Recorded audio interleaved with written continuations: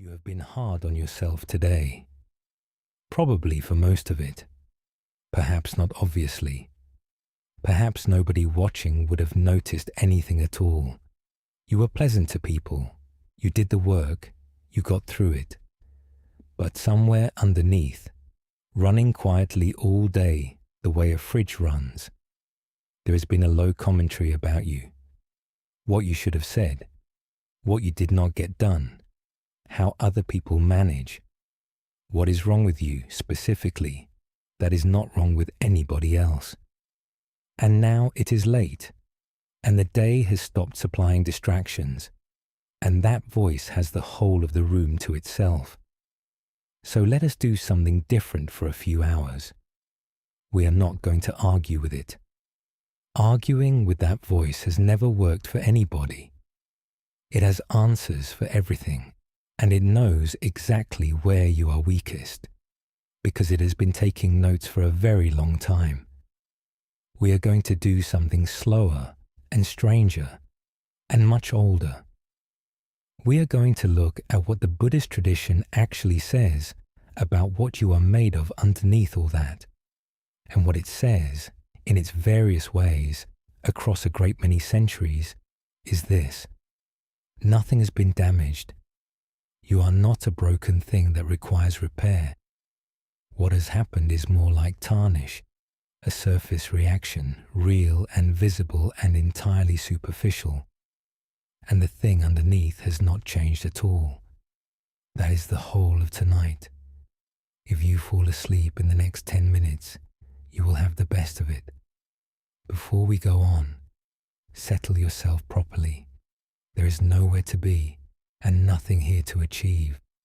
If you would like, feel free to share what time it is where you are and what the night sounds like outside your window.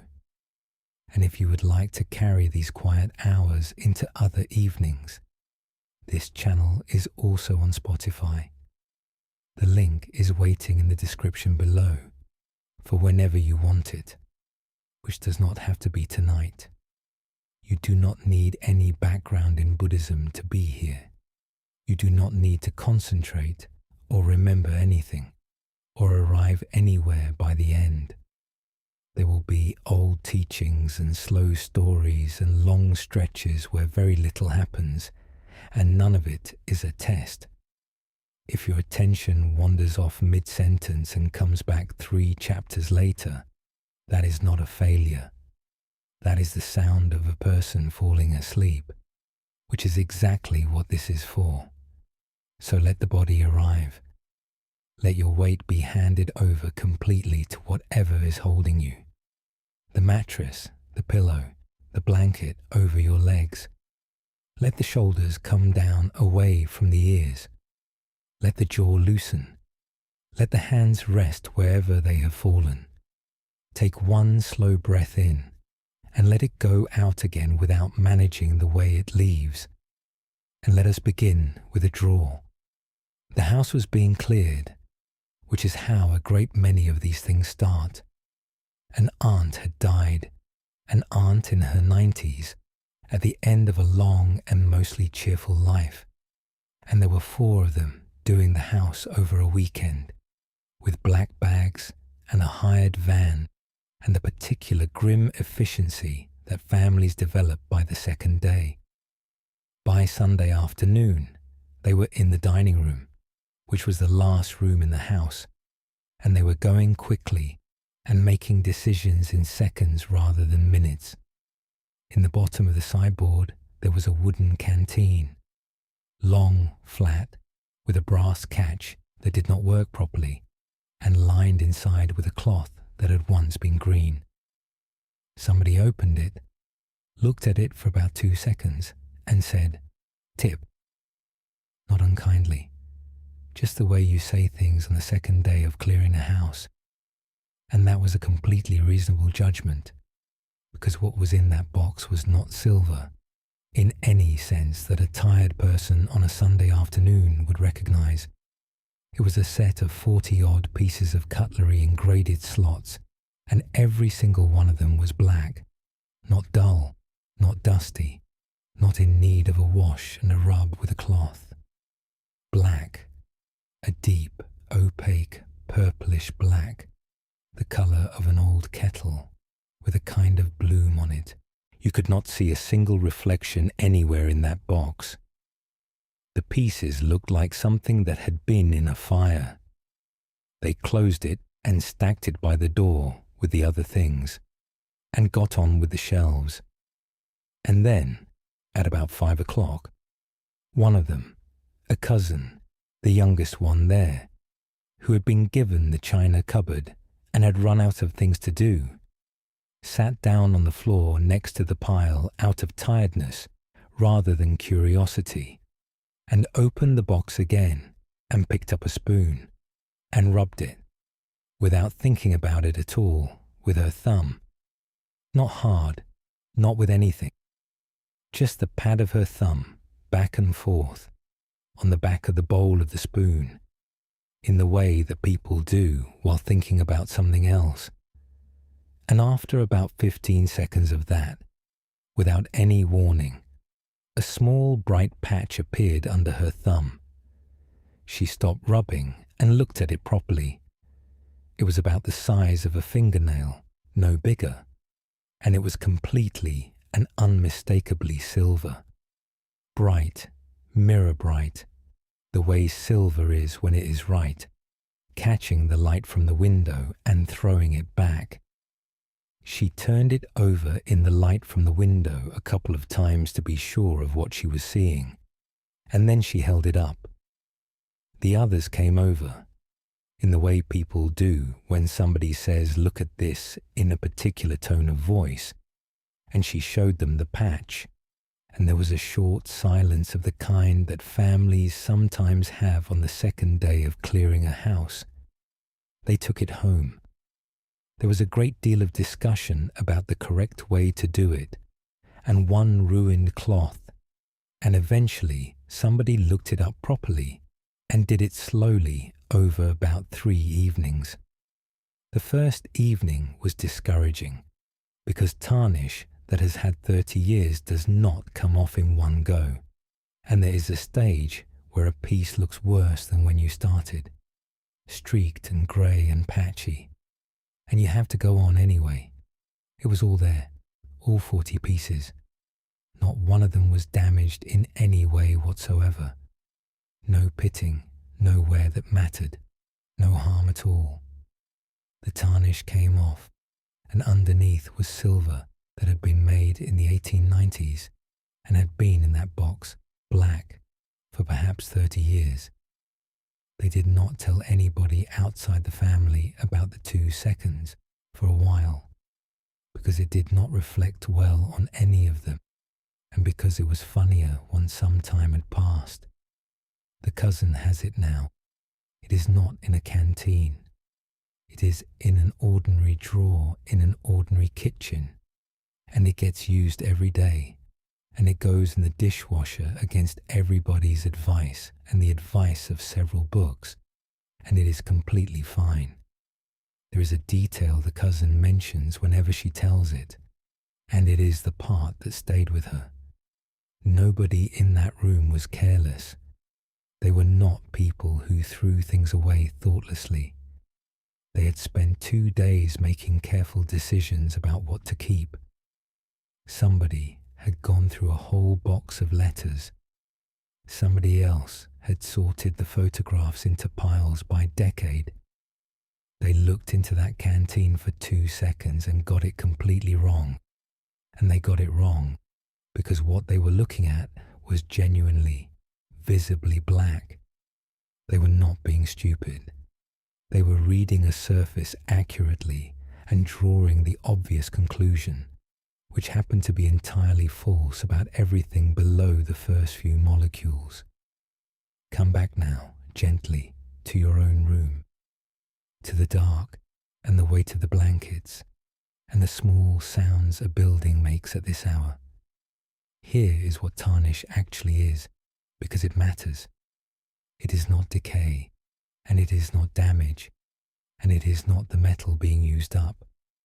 Silver does not rot. It does not wear out sitting in a drawer. and it does not become less silver over time, however long it is left and however black it goes.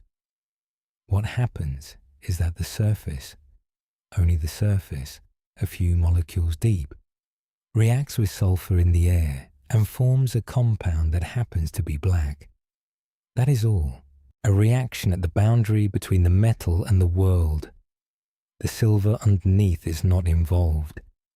It has not changed by a single atom. It is precisely as much silver as it was on the day somebody made it, and it will be exactly as much silver in another 200 years, whether anybody polishes it or not.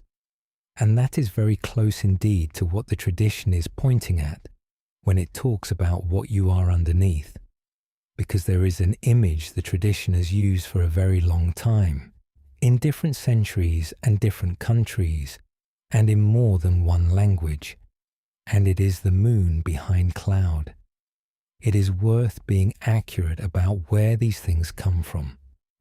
The earliest collections describe the mind as luminous by nature and as obscured by what visits it. That is the shape of the claim, and it is very old. Later, and particularly in the Mahayana centuries that followed, this grew into a much larger idea about an awakened nature already present in everybody, which is a development rather than something recorded from the Buddha's own mouth. But the image is simpler than any of the arguments about it, and anybody who has stood outside on a cloudy night already understands it. The cloud is real. Nobody in this tradition has ever pretended that the difficult things in a mind are illusions, or that they do not matter. On a cloudy night, you genuinely cannot see the moon. That is not a trick of perception or a failure of attitude. It is a plain fact about the sky, and telling somebody standing under thick cloud that the moon is beautiful tonight would be no use to them at all. And the moon is not dimmed, not by a single degree. It is not smaller behind cloud or damaged by cloud, or in any way altered by how many nights it has been obscured. The cloud is weather passing across, and the moon is not participating in it. And when the cloud moves, as cloud does, there is the moon exactly as it was, without having had to do anything at all to recover. Nothing was repaired, nothing came back, it was never anywhere else. And the same is true of the silver, which is why the two images belong together. Nobody who polishes a spoon is making silver. They are removing something that was never the spoon in the first place, and what is revealed was not achieved by the polishing.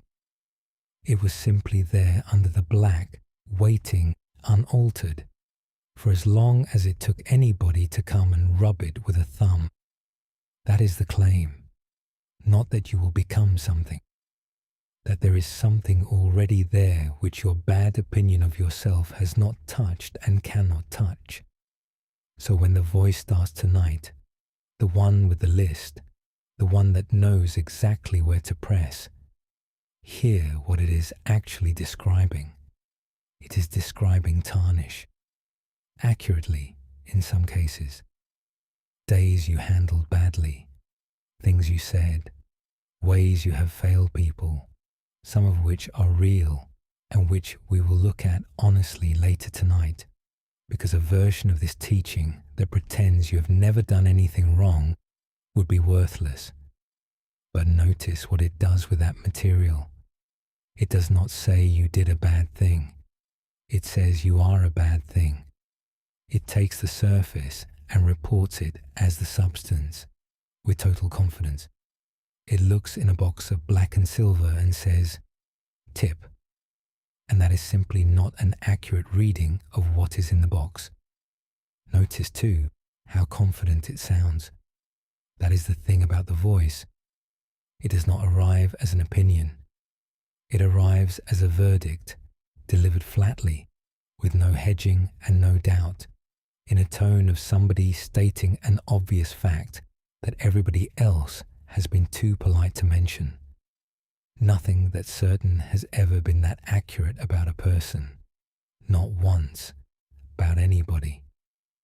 Now, I am not going to ask you to believe that tonight. That would be the wrong instruction at the wrong hour, and belief is not available on demand. And a person who could simply decide to think well of themselves would not be listening to this at 1 a.m. All that is being asked is something much smaller, that you notice the voice is making a claim about your substance on the basis of a surface, and that this is at minimum a leap. Let us rest here for a while. Feel the bed underneath you, taking your whole weight. Let the shoulders come down into it, and then a little further. Let the arms be heavy. Let the hands lie open. Let the jaw come apart very slightly, so the teeth are not touching. Let the tongue rest low in the mouth. Let the space between the eyebrows go smooth and wide. Let the breath come in and go out, and let the going out be slower than the coming in, without your making it so. Nothing has to be established tonight. Nothing has to be proved or earned or demonstrated to anybody, including to yourself. Whatever is underneath has not gone anywhere and does not require your good opinion in order to go on being what it is. When you are ready, we will go on together. Because before we can say anything useful about what is underneath, we have to deal with the voice on top. And there is one thing about that voice that almost nobody notices, and that changes everything once you hear it. It is not yours. There is a woman standing in her own kitchen at 2 a.m. who has just heard herself say something out loud, in her own voice, in somebody else's exact words. Let us go and stand in the doorway with her. It is 2:10 a.m, and she is standing in her own kitchen with a glass of water she does not want, in a dressing gown, in a house where everybody else is asleep. It had been a bad day at work, in the ordinary way that days are bad and that nobody else notices. Not a catastrophe. A meeting in which she had been asked a question she should have been able to answer and had not answered well, and had thought of the correct answer at about 4 o'clock, and had been carrying it ever since like something hot. She had come down because lying there had become unbearable, and because there is a point at about 1:30 where a bed stops being restful and starts being a place where things are done to you. And standing at the sink, looking at nothing, she said out loud, to the window, to the dark garden, to nobody, "Well, you have really let yourself down." And then she stopped, with the tap still running, because she recognized it, and the recognition was physical, not the sentiment, the sentence, the precise construction of it, the full stop after well, and the small pause, and the word really doing the work in the middle, and the falling tone at the end that was not anger at all, but something far worse, disappointment, calmly expressed by somebody who had expected better. She stood there with a glass in her hand and went looking for it, the way you go looking for a piece of music you cannot name, working backward through the tone of it rather than the words. It took her about 30 seconds. It was Miss Harrower. She actually said the name out loud in the kitchen, which she found ridiculous afterward. Deputy head. A corridor outside the music room on a Tuesday in the autumn of 1978. She had been 14. She could not now remember what she had actually done. Something to do with a lost hymn book and being late twice in the same week, and none of it amounting to anything at all. And she could remember the exact spot on the floor, the pattern of the tiles, the smell of the corridor, and the sentence, "Well, You have really let yourself down." She had not thought about that woman once in over 40 years. Not at a reunion, not in a conversation, not in a dream. She could not have told you her first name. Miss Harrower had been perhaps 35 at the time, and had been dead for a decade at least, and had almost certainly forgotten the whole exchange within the hour of a busy Tuesday. And a sentence had been running in this woman's head in that exact cadence for 43 years. She sat down at the kitchen table with the glass in front of her and did not drink any of it, and stayed there until about 3:30. And here is what she did over the following weeks, which is why we are telling this story. She started listening for the others, not analyzing and not writing anything down, just noticing when something arrived, catching the phrasing of it before it dissolved. The impatient one, the one that goes, "Oh, for goodness sake," with a particular exhale in front of it. That was her mother, not cruel and not often, but unmistakably her mother's rhythm and her mother's sigh. The sneering one, the one that arrives whenever she is pleased with something she has done and says, "Listen to yourself." That was a boy called Dominic at school who had said it once in front of people when she was 15 and had been happy about a mark. The flat one, the one with no emotion in it at all, that simply states this is not good enough, as though reading a measurement.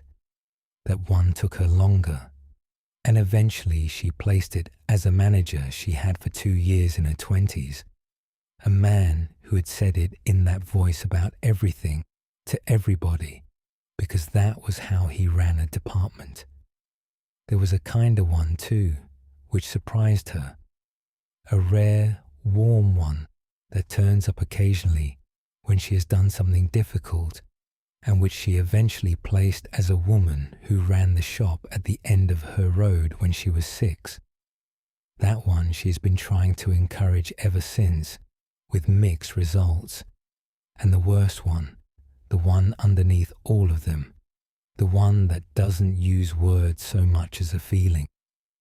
That one she never traced to anything, and she decided in the end that it was probably not from any single person, but was made of the general climate of a childhood in which people were not praised, on principle, in case it made them soft.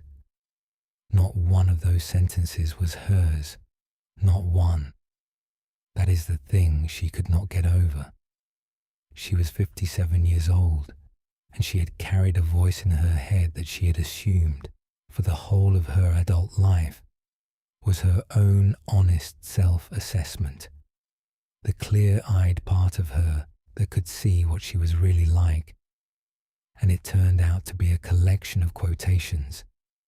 A tired deputy head on a Tuesday, a 15-year-old boy showing off in front of his friends, a manager who spoke to everybody in the building that way and probably could not have told you he did it, a mother of 3, aged 29, with no money and no sleep, who sighed in a kitchen in 1974 and would be appalled to learn that the sigh had lasted 50 years.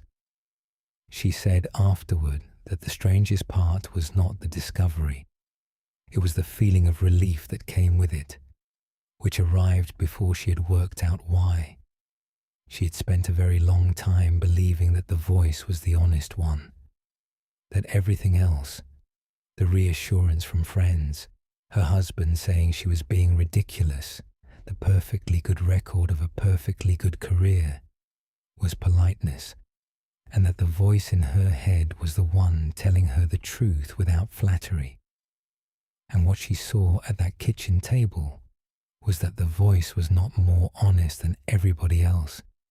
It was simply older and louder and had been repeated more times. Come back now, gently, to your own room, to the dark and the weight of the blankets and the breath moving quietly in and out. Here is the thing that almost nobody notices about the voice that has been keeping you awake. It is not yours. That is not a comforting reframe. It is a fairly ordinary observation that almost nobody stops to make, because the voice speaks in the first person and has done so for so long that the question does not come up.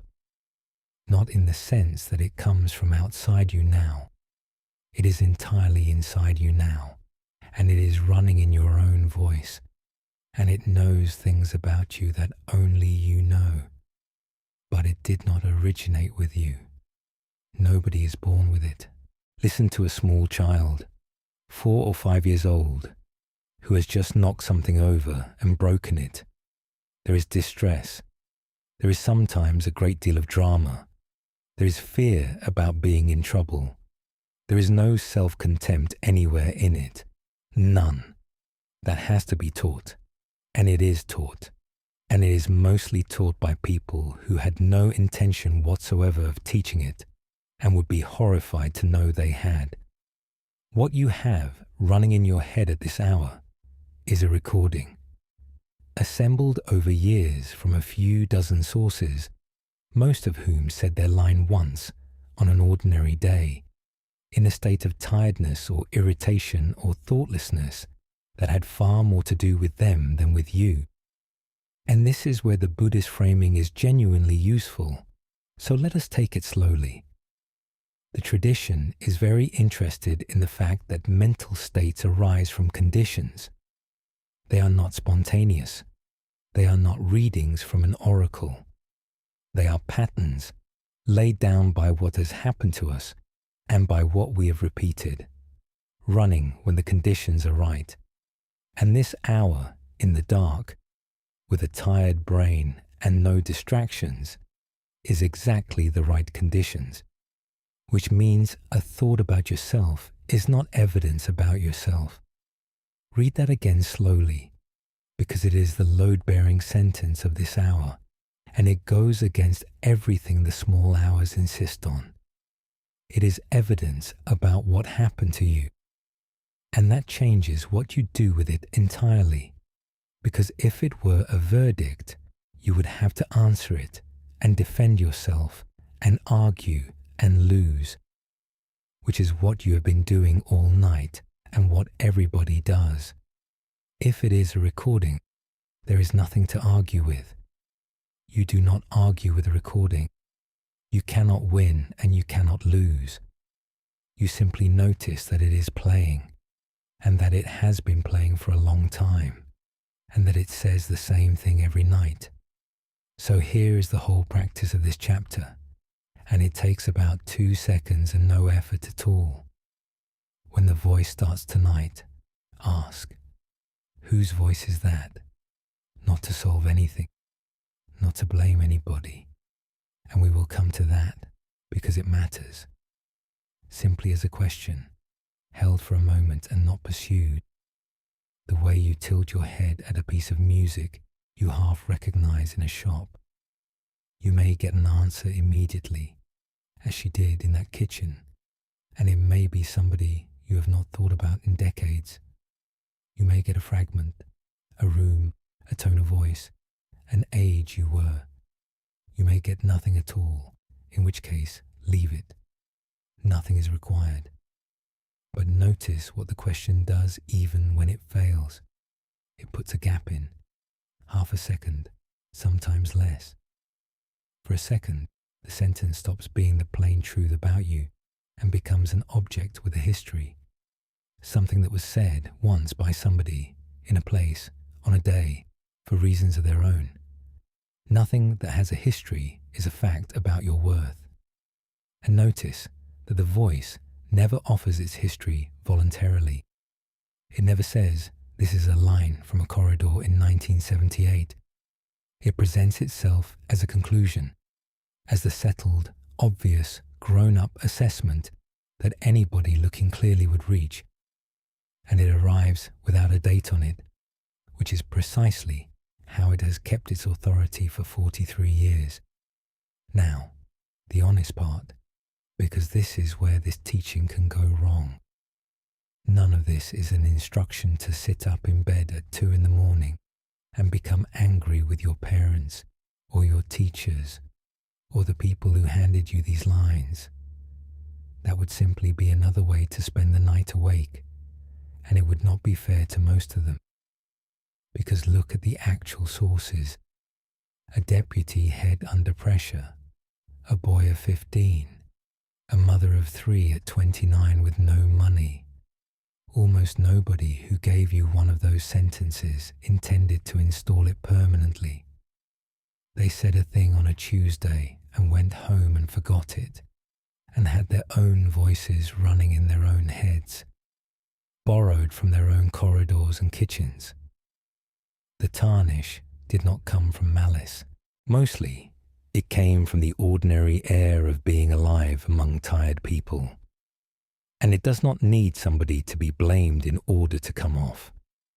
That is worth holding on to, because a great many people get stuck exactly there, feeling that in order to put a sentence down they must first establish who is at fault for it, and finding that the people involved are mostly dead, or were doing their best, or were 17. You can set a thing down without holding a trial. One more thing before we rest, because it is a fair question and people ask it. Does the voice go away once you have seen where it came from? No, not quickly, and not because you understood something.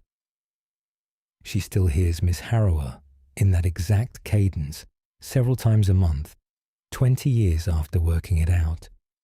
Understanding is not an off switch, and anybody selling one is not being straight with you. What changes is smaller and more useful. It stops being the last word. The sentence arrives, and something else arrives about a second behind it. That is the corridor, and the two of them sit alongside each other, and the second one takes a certain amount of authority out of the first without ever silencing it. That is what is on offer here, not silence. A second voice, quieter, that knows the date. Let us rest here for a while. You do not have to work anything out. If a sentence arrives while we are resting, you might, if it comes easily, simply notice its tone, not the content, the tone. Is it loud or flat? Is it impatient or cold or disappointed? Does it sound like a particular age of you? And then let it go by. There is nothing to answer. Let the shoulders come down. Let the arms be heavy.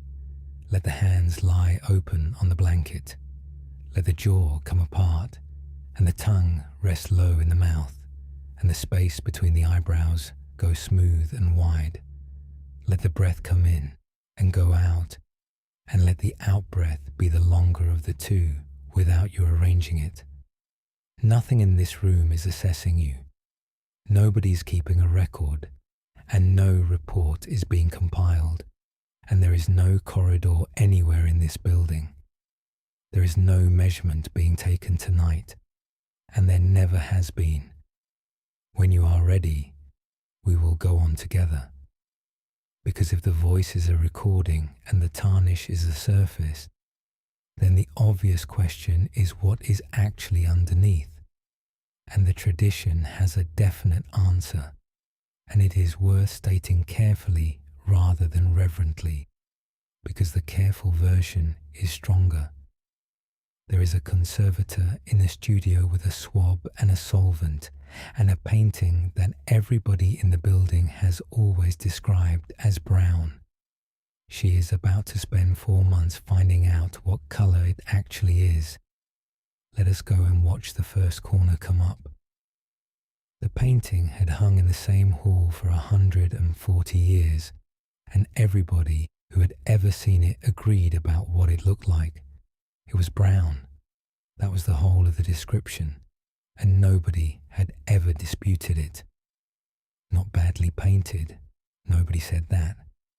It was a large canvas, a landscape with figures, competent and rather solemn, and it hung high on the panelled wall opposite the fireplace where the light was poor, and the general view was that it was a gloomy sort of picture from a gloomy sort of period.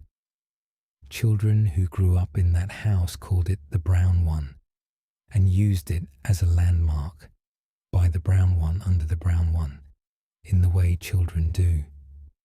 2 generations of guides had described it apologetically to visitors on wet Tuesdays as not the most cheerful thing we have. When it finally came down in the 1990s for structural work on the panelling behind it, somebody suggested that while it was off the wall anyway, it might as well be looked at properly. The conservator's studio is nothing like people imagine.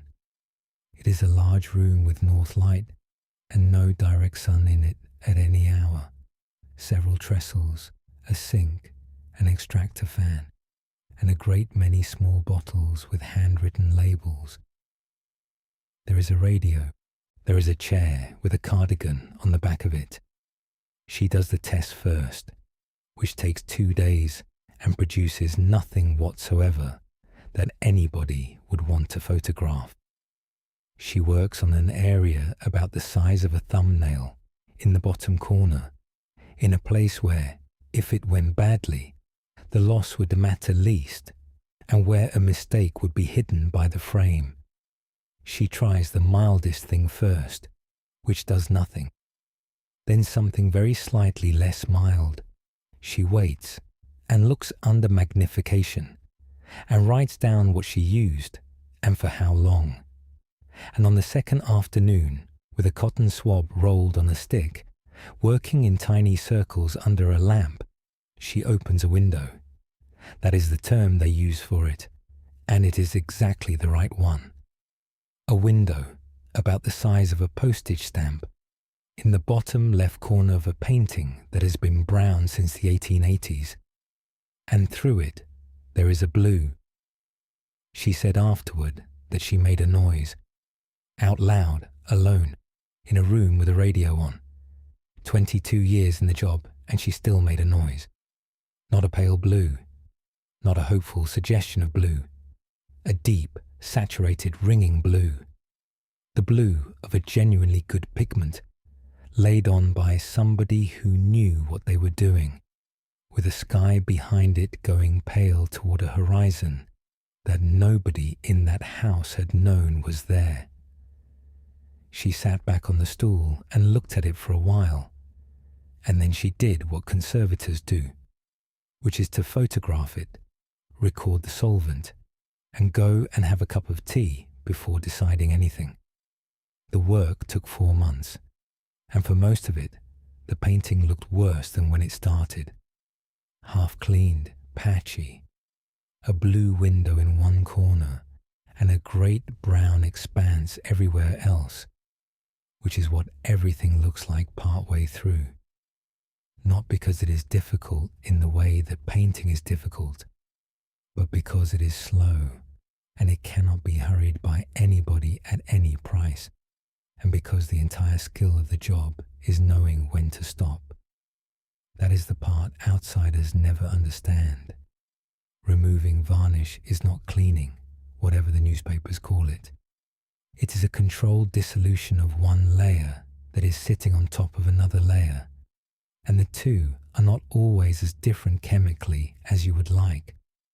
Go too fast, or too strong, or too long in one place, or simply get tired and lose concentration at 4 in the afternoon, and you take the glazes, the thin final layers of colour that the artist put on last, that do most of the work in a face or a sky, and that cannot be replaced by anybody, ever.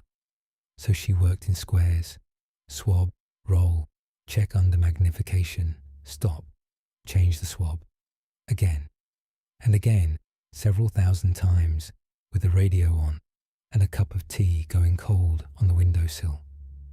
4 months, and the painting that came off her trestle was not a brown landscape at all. It was a summer evening, quite late in the day, somewhere warm. There was a sky in it that went from that ringing blue at the top, down through gold, to a pale green at the horizon. There was a red cloak on one of the figures, a proper red, a red you could pick out from the doorway, that had simply not existed as far as anybody living knew. There was water in the middle distance with the evening light lying across it. The unveiling, when it came, was by all accounts rather awkward, because a number of people who had known that painting all their lives were quite certain that something had been done to it, that it had been overpainted, that it was, in some sense, no longer the picture they knew, because the picture they knew was brown, and this was not, and the mind does not easily accept that the thing it has looked at for 40 years was never the thing at all. One elderly man said, more or less, that he preferred it before, and was not being difficult about it. He meant it, and he was sad. The conservator, who had heard this before, and did not take it personally, said the thing she always said, that not one particle of paint had been added, that everything he was looking at had been applied by the artist in about 1840, and that the only thing removed was a coat of varnish that somebody had applied afterward with good intentions to protect it. There is a coda that she likes and tells at talks. About a year later, a woman wrote to the house. She had been a child there in the 1950s, and she wanted to say that she had spent her whole life describing that painting as the gloomy one, and had recently seen a photograph of it cleaned, and had cried at her kitchen table for reasons she could not explain to her husband. What she said in the letter was that she felt as though she had been unfair to it for 60 years. The conservator kept the letter. She says it is the only thank you she has ever received that was really addressed to a painting. Come back now, gently, to your own room, to the dark and the weight of the blankets and the breath moving quietly in and out. Here is the teaching, stated as carefully as I can manage, because the careful version is stronger than the reverent one. In the earliest collections of the Buddha's recorded teaching, there is a short and rather startling passage in which the mind is described as luminous by nature and as obscured by what arrives and visits it. 2 sentences essentially, and then the collection moves on. Not a system, not a doctrine, just a description offered in passing. That is the seed. Centuries later, in the Mahayana traditions, that grew into something far larger, the idea of an awakened nature already present in every being, variously named and enormously argued about, which is a development of the seed rather than something recorded from the Buddha's own mouth. It is worth being honest about that. Different schools disagree about what it means, and they have disagreed for well over 1,000 years, and anybody who tells you the matter is simple has not read very much. But underneath the arguments the claim is consistent, and it is the claim that matters at 1 in the morning. It is not that you have a perfect hidden self. Let me say that clearly, because it is the version people hear, and it is not what is being said. Nobody is claiming that there is a flawless being inside you who never gets irritable in traffic and always says the right thing. That would be a fantasy, and it would be one more standard to fail against, and this tradition has never been in the business of manufacturing new ones. What is being said is more like the painting, that the capacity for clarity, for kindness, for attention, for waking up, the thing that makes any of this possible at all, is not something you have to acquire from outside and do not currently possess. It is what you are made of, and it is genuinely obscured, and the obscuring is genuinely real, and the varnish is thick enough that people have described the picture as brown for 140 years and been perfectly honest in doing so. Clouded, not broken. Those are two entirely different diagnoses, and they call for two entirely different responses. A broken thing needs repairing or replacing or writing off. And that is the assumption the voice has been working from all night. Every plan it has ever made for you has been a repair plan. A clouded thing needs nothing done to it at all. It needs conditions and time and somebody who is not in a hurry. Nothing is missing. Nothing has been damaged. The glazes are all there under the varnish, exactly as they were laid down, in whatever year you were made. And the varnish itself was not applied out of malice, which is worth remembering after the last hour. Somebody put it on to protect the painting. It did protect it for a long time, and then it went on doing what varnish does, which is to darken quietly for a century, while everybody gets used to the result. And now the part that I want to be careful about, because it is where this teaching does harm when it is handled badly. Removing varnish is not scrubbing. You cannot get at what is underneath by attacking the surface. The conservator worked with the mildest solvent that would do anything at all, in squares the size of a thumbnail, checking constantly, stopping every few seconds. Somebody impatient with a strong solvent and a rag could have taken that varnish off in an afternoon and would have taken the sky with it. There is a way of trying to improve yourself that is exactly that. Hard, fast, impatient, contemptuous of what is there, determined to strip the whole thing back tonight, in one go, out of disgust, rather than out of any affection for what might be underneath. Everybody has tried it. It is what a resolution made at 2 a.m. is made of. That does not reveal anything. It takes the glazes. Everything that has ever actually helped a human being change has been slow and specific and conducted with something like respect for the material. Nobody has ever become kinder by despising themselves into it. Nobody has ever become more disciplined or braver or more honest by way of a 2 a.m. verdict delivered in a corridor voice. If contempt worked, it would have worked by now. You have applied a great deal of it over a great many years, and you would like to think it has kept you in line.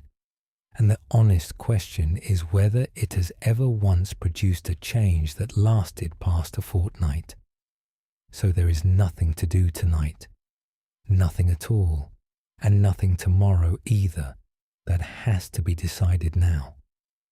This is not a project that begins in the dark at 1 a.m. with a person who is exhausted and dislikes themselves. That combination has never once produced anything but a worse night. And notice one more thing about that unveiling, because it is worth taking to bed with you. The people who could not accept the clean painting were not being difficult. They were being human. They had a picture in their heads that had been consistent for 40 years, and the evidence in front of them disagreed with it, and the mind protects the older version, which is exactly what happens when somebody who loves you says something kind about you. You have had this experience. Somebody says a warm thing, that you are good at something, that you are generous, that they are glad you exist. And something in you slides straight off it, discounts it, assumes politeness, or that they do not know the full picture, or that they are being nice because that is what people do. That is the same reflex. It is not modesty, and it is not humility. It is a mind defending the brown version against evidence. You do not have to correct that tonight either. Only to notice once that the people around you have been looking at a clean corner of you for years and reporting what they see, and that you have been telling them politely that they are mistaken. Let us rest here for a while instead, and let the whole question be somebody else's problem until the morning. Let the shoulders come down. Let the arms be heavy. Let the hands lie open on the blanket, holding nothing. Let the jaw come apart, and the tongue rest low in the mouth, and the space between the eyebrows go smooth and wide. Let the breath come in and go out, and let the out-breath be the longer of the two without your arranging it. And if it helps, you might hold this one image as you go down, a window the size of a postage stamp, in the bottom corner of something that everybody agreed was brown, with an impossible blue coming through it under a lamp. Nobody put that blue there tonight. Nobody had to. When you are ready, we will go on together. Because there is an objection at this point, and it is the honest one. And if we do not deal with it properly, then everything else tonight is worth nothing. But I have actually done things. Not tarnish, not borrowed sentences, real things. Ways I have been unkind, or lazy, or cowardly, or absent when it mattered. Are you telling me those do not count? No, nobody is telling you that. There is a kitchen somewhere in the middle of a Friday service, and a head chef, and a young cook, who apologizes approximately 40 times an hour. Let us go and stand by the pass, and see what the difference is between a standard and a contempt. Friday, 8:20, and the kitchen has reached the point in the evening where nobody speaks in full sentences and everything is said twice. Once by the person saying it, and once by whoever is repeating it back. It is not a large place, and it is not a famous one. 36 covers, 6 people behind the line, a menu that changes when the delivery does, and a pass with a heat lamp over it, where the head chef stands and checks every plate that leaves.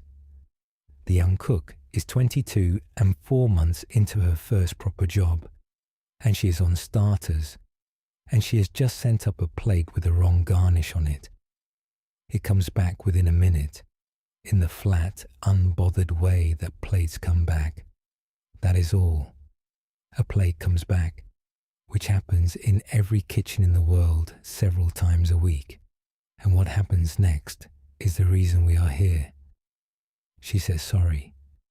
Then she says sorry again, immediately, before anybody has responded to the first one. She says it 3 more times in the next 90 seconds, to nobody in particular, in a voice that is getting higher. Her hands have started doing that quick, over-correcting thing that hands do when somebody is watching themselves work. She goes red from the neck up. She apologizes to the person on fish, who did not notice the plate, does not care, and has 3 ticket rails of his own to think about. And for the next 40 minutes, she is significantly worse at her job than she was before the plate came back. She is slow. She checks things twice that do not need checking, and then a 3rd time.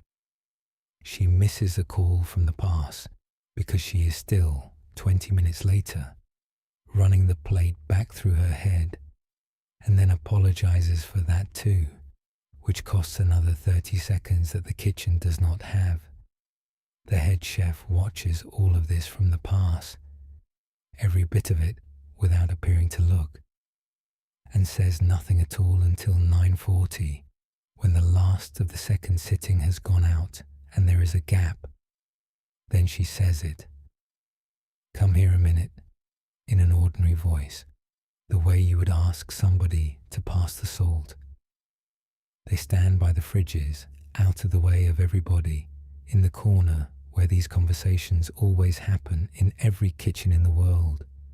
and she says, "Right, tell me what happened with the plate."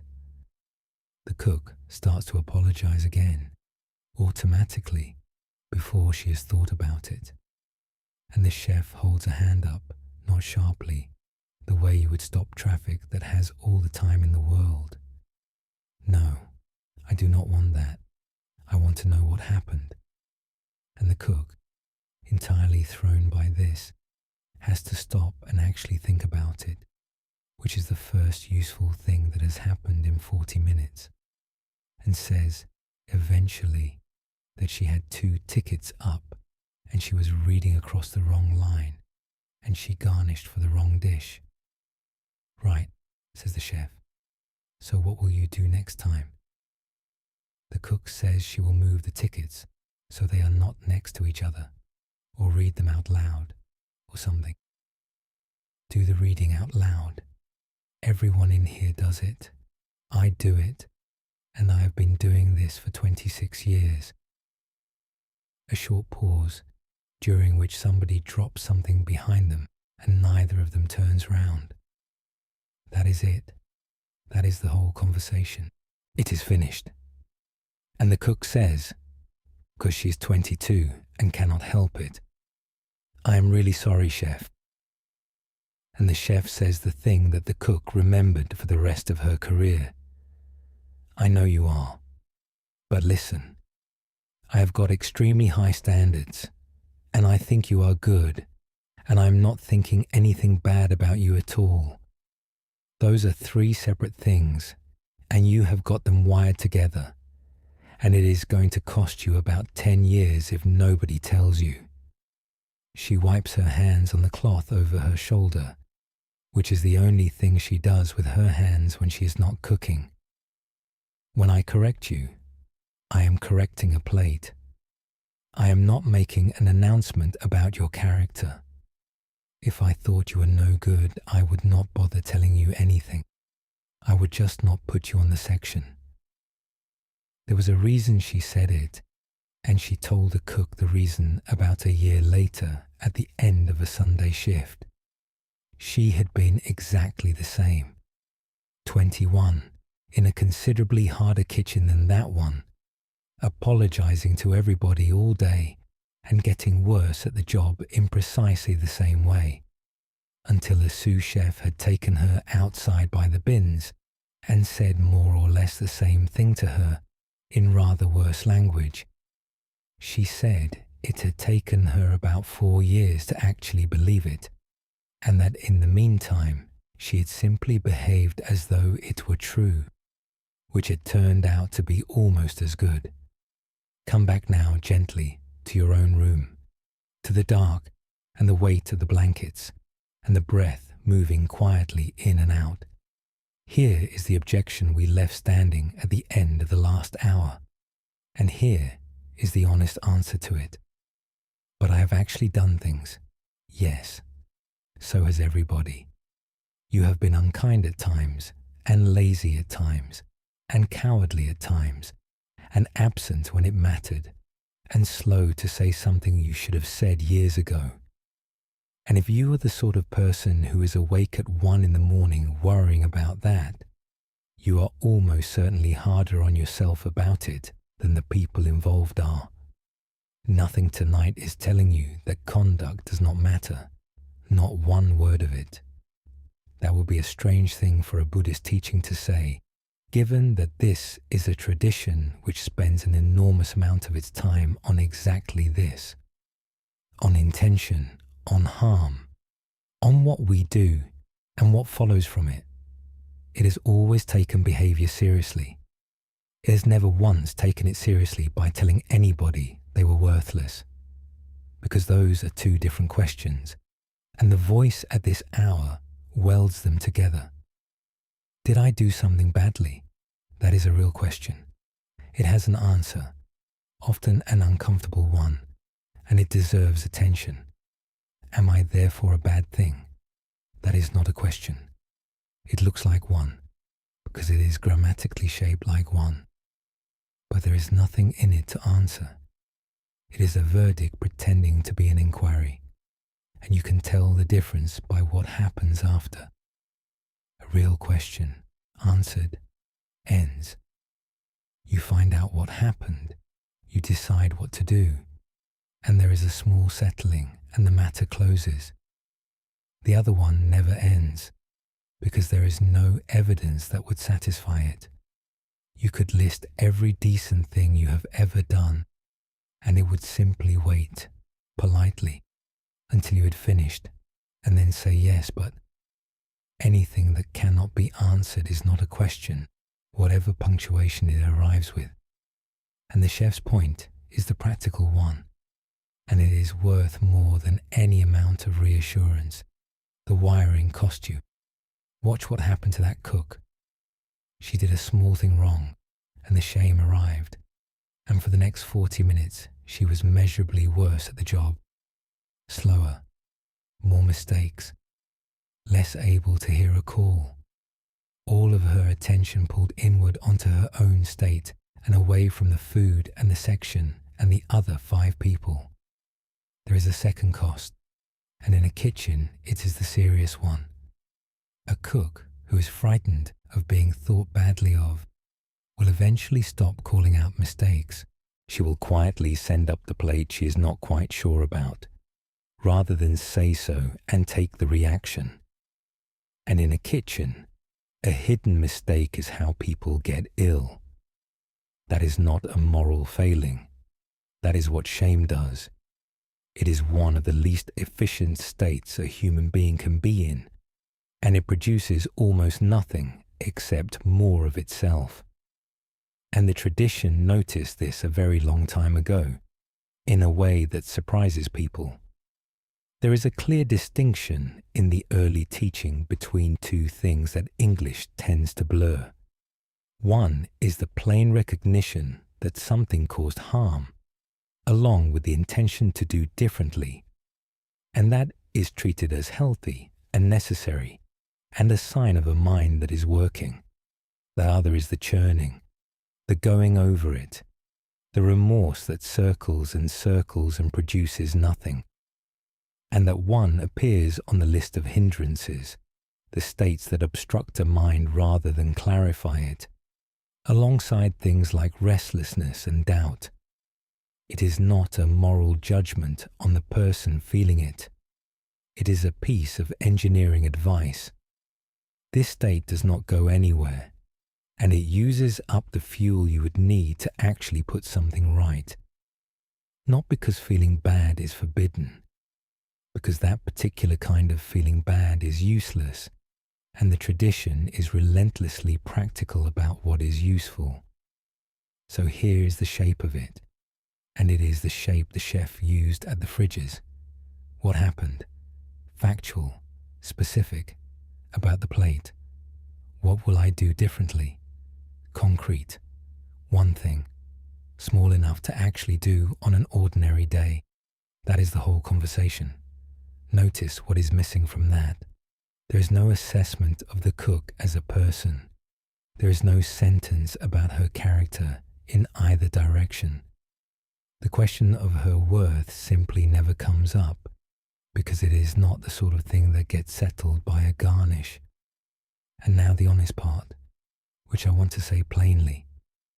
If you have genuinely hurt somebody, if that is what is sitting on your chest tonight, and it is real rather than borrowed, then the repair for that is not available at 1 in the morning.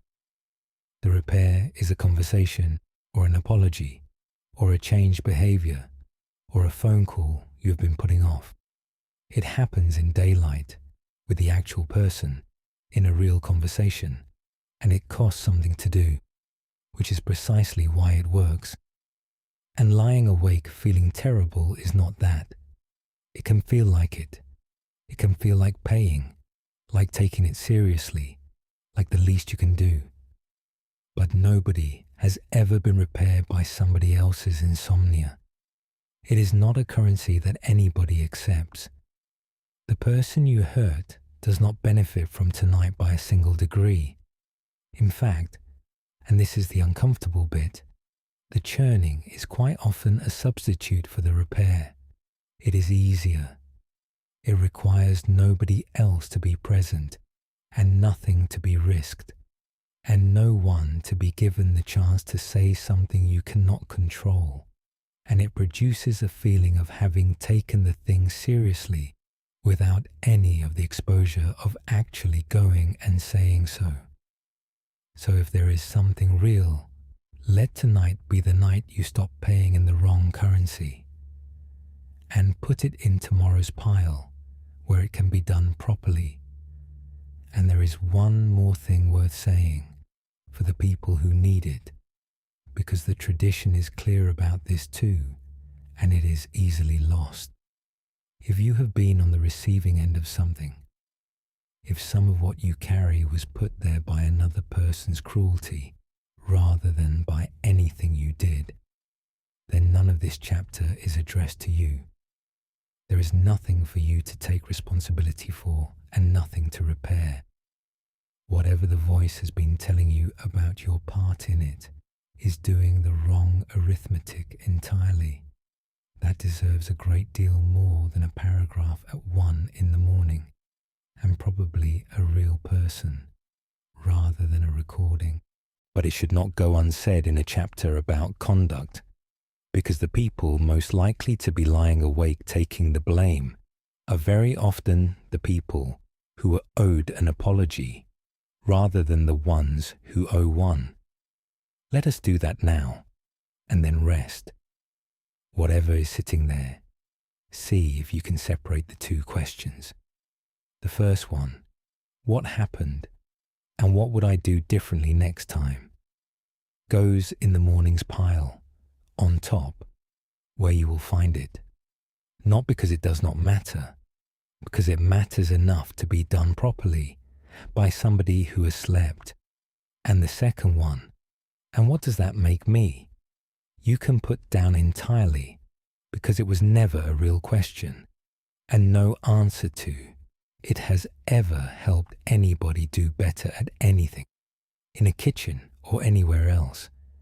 Let the shoulders come down, let the arms be heavy, let the hands lie open on the blanket, let the jaw come apart, and the tongue rest low in the mouth, and the space between the eyebrows go smooth and wide. Let the breath come in and go out, and let the out-breath be the longer of the two without your arranging it. And notice, if you can, that the apologizing itself is not humility, which is what it looks like from outside and what it feels like from within. It moves the attention. The moment the cook began apologizing, the subject of the conversation stopped being the plate and started being her feelings about the plate, and 5 other people had to stand there while that happened. Genuine humility is much quieter than that, and much more interested in the food. Nothing is being decided tonight about what sort of person you are. That case is not being heard. There is no session, and no one is sitting. When you are ready, we will go on together. Because there is a deeper habit underneath all of this, and it is the one that makes people tired in a way that sleep does not fix. It is the sense that your place has to be paid for, that you are here on approval, that the being useful, the being pleasant, the never quite sitting down, that all of it is rent. There is a woman of 60 at a family gathering who has not sat down since she arrived, and an aunt who is about to tell her to. Let us go and stand in that kitchen doorway. It is somebody's 80th in somebody's house on a Saturday afternoon in March, with the rain coming and going all day, and about 25 people spread through 3 rooms and a conservatory. She is 60 years old, and she has not sat down since she arrived. She got there 90 minutes early, which she does, and which everybody in the family has stopped remarking on. She brought a quiche and a tray of something else, and a spare tablecloth in case, and 2 bags of ice because nobody ever remembers ice. She took the coats. She found where the glasses were kept and got them down off the top shelf and washed the dusty ones and dried them and put them out on a tray. She has been round twice with the sausage rolls and once with the little things on sticks that nobody knew who had brought. She noticed the bin was full and changed it and took the bag out to the wheelie bin in the rain without mentioning it to anybody. She's been asked 4 times whether she wants to sit down and have something to eat, and she has said each time that she is fine, and she has meant it, and she has not eaten anything. People say she is wonderful, and they mean it, and it is true. They say it to each other in the kitchen, and they say it to her directly, and she deflects it, and part of her, a part she is not proud of and would not admit to under any circumstances, needs to hear it and counts it and would notice its absence. In the corner by the window, there is an aunt of 91 in a good chair with a small glass of sherry she has been working on for 2 hours. She does not do very much anymore and has stopped apologizing for it, which took her about 80 years. She talks to whoever sits down next to her and looks out at the garden when nobody does, and misses very little indeed. And she has been watching this woman for 2 hours. At about 4:30, as her niece goes past with a tray of empties, the aunt reaches out and takes hold of her wrist. Not hard. She has no strength in her hands to speak of and has not had for a decade, and she does not need any, because a hand closing round a wrist stops anybody on earth. Sit down, love. I will in a minute. I am just going to take these through and then I will. Sit down, says the aunt. And then, in exactly the same voice, without any particular emphasis, nobody's going to send you home. And the woman stops dead. She stands there in the middle of a room full of her family, with a tray of glasses in her hands, 60 years old, and something in her chest goes. It is not a large sentence. Nobody else in the room hears it. If you wrote it down, it would look like nothing at all, because it is true, and she has never once said it to herself in 60 years. And hearing it out loud in a Yorkshire accent from a woman of 91 is not something she has any defence against at all. She puts the tray down on the windowsill, which is entirely the wrong place for it, and which she notices and leaves. She sits, and the aunt, who is not a sentimental woman and does not look at her, says to the garden, "You were 9. Which is also true, and is the second thing that goes. She had not thought about that year at a family party in a very long time, and had certainly not expected to be thinking about it with a glass of warm wine in her hand at 4:30 in the afternoon, because her mother had been ill, a long, dragging, frightening illness through most of a year, when there were 4 children, and no money, and a father who dealt with the whole thing by being at work for as many hours as could be arranged. And she had been 9, and she had become the useful one, and it had worked. That is the thing nobody ever says about this, and it is the reason these patterns are so difficult to shift. It had worked beautifully. She had been praised and needed and kept close, and had known exactly what her job was every single day, in a house where nothing else at all was certain. And she had been safe, in the only way that had been available. 51 years later, she is at a party carrying a tray of glasses that nobody asked her to carry, in a house that is not hers, having got there an hour and a half early. They talked about the garden, and about somebody's roof, and about nothing at all. She sat down for 11 minutes, which she knows because she looked at the clock when she got up, in the way that people do when something unusual has happened. She has never made a great deal of it, and she did not become a different person. But she says now that she has noticed something ever since, that when she sits down among people, there is a small physical flinch, about a second long, and a definite pull to get up and find something to do. She notices it, and mostly she still gets up, but sometimes now she does not. The aunt died 2 years later, at 93, and at the funeral several people said the same thing about her independently, that she had a way of saying one short sentence to you and then never mentioning it again. She never asked her niece about it, not once, in 2 years.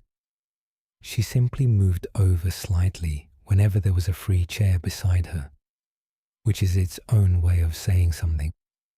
Come back now, gently, to your own room, to the dark and the weight of the blankets and the breath moving quietly in and out. Here is the thing underneath a great deal of what keeps people awake, and it is quieter than the harsh voice, and it is more tiring. It is the quiet, permanent sense that your place at the table has to be paid for, not stated. Nobody would say it out loud. It sounds absurd said out loud, but it is running underneath a great many lives, and you will recognize it if you look for the symptoms rather than the belief. The inability to sit down while other people are working, the apologizing for taking up time, the over-preparing, the arriving early, always, everywhere, the keeping of accounts, what you have given somebody, what you owe them, whether you have been enough trouble lately, the particular exhaustion of a person who cannot be simply present anywhere without contributing, the inability to arrive anywhere empty-handed, the mental note of who has had you round and whether you have reciprocated, the way a compliment has to be met with a deflection rather than a thank you, because accepting it outright would be claiming something, and underneath all of it, a sentence that has never once been examined. I am here on approval. That is what the aunt named in 7 words, and it is why it landed like that. Now, here is where the tradition is genuinely useful, and it is more radical than people expect from something that sounds so gentle. There is a practice, one of the oldest and most widespread in Buddhism, of deliberately wishing well. It is done in a particular order, and the order is the interesting part, and it has been done in that order for a very long time in a great many countries. You start with yourself. That order is not incidental, and it is not modern. It is how the practice has been taught for a very long time, and it is the part that Western students most often try to skip, asking, quite sincerely, whether they might begin with somebody else and come back to themselves later when they feel they deserve it. The answer they get in every tradition that teaches it is no, not because you matter most and not as a warm-up exercise, because the practice makes no sense if you are excluded from it, and because a person who cannot extend goodwill to themselves tends, in the end, to run out of the stuff for everybody else. And then it goes outward, to somebody you love, to somebody neutral, to somebody difficult, and eventually to all beings without exception, which is the phrase that gets used and which is worth pausing on. Without exception, not to all beings who have been productive this quarter, not to all beings who are not currently a burden on anybody. There is no means test in it anywhere, in any version of it, in any century. Nobody in that tradition has ever suggested that goodwill should be allocated according to output, and you are one of the beings. That is the whole argument, and it is not sentimental. It is more like a logical consequence. If worth had to be earned, then it would be conditional, and if it were conditional, it could be revoked, and a thing that can be revoked was never worth in the first place. It was a wage. Notice, too, how strange the alternative sounds once it is said plainly. Nobody looks at a sleeping child and performs an assessment. Nobody stands over a hospital bed calculating whether the person in it has been productive enough this year to justify the concern. We do not, in practice, believe that worth is earned. We simply believe it about everybody except ourselves, which is a very odd exception to make and one that nobody has ever justified. You cannot earn what you already have, and you cannot lose it by being tired or unproductive or difficult or by sitting down at a party for 11 minutes. Now, the honest complication, because there is one, and I do not want to flatten it. None of this is an argument against being useful. That woman is genuinely good at looking after people. It is one of the real things about her, and it has made a great deal of difference to a great many people over 50 years, and the party would have been worse without her. Nobody is suggesting she should have sat in a chair and let the glasses pile up out of principle. The problem was never the helping. The problem was the terms. There is helping that comes out of surplus. Because you can, because you like the person, because it is satisfying, and because you will stop when you are tired. And there is helping that is a payment, where stopping is not available, where the rest is not restful because the account is never settled, and where a whole afternoon can go past without you having been in the room at all. And there is a test, if you want one, though not tonight. It is not how much am I doing. It is, what happens when I stop? If stopping produces an ordinary tiredness and the sense of a job done, that is surplus. If stopping produces unease, a restlessness, a feeling of something outstanding, a need to find one more small thing, then it is payment, and the account has never once been settled and never will be, because it is not that kind of account. They look identical from outside. They feel entirely different from inside, and one of them is why a person is exhausted in a way that a night's sleep does not touch. There is one more thing worth saying about the 9-year-old, because people hear a story like that and immediately go looking for somebody to be angry with. Nothing went wrong in that house that anybody could have prevented. A woman was ill. A man went to work because that was what men did with fear in 1969.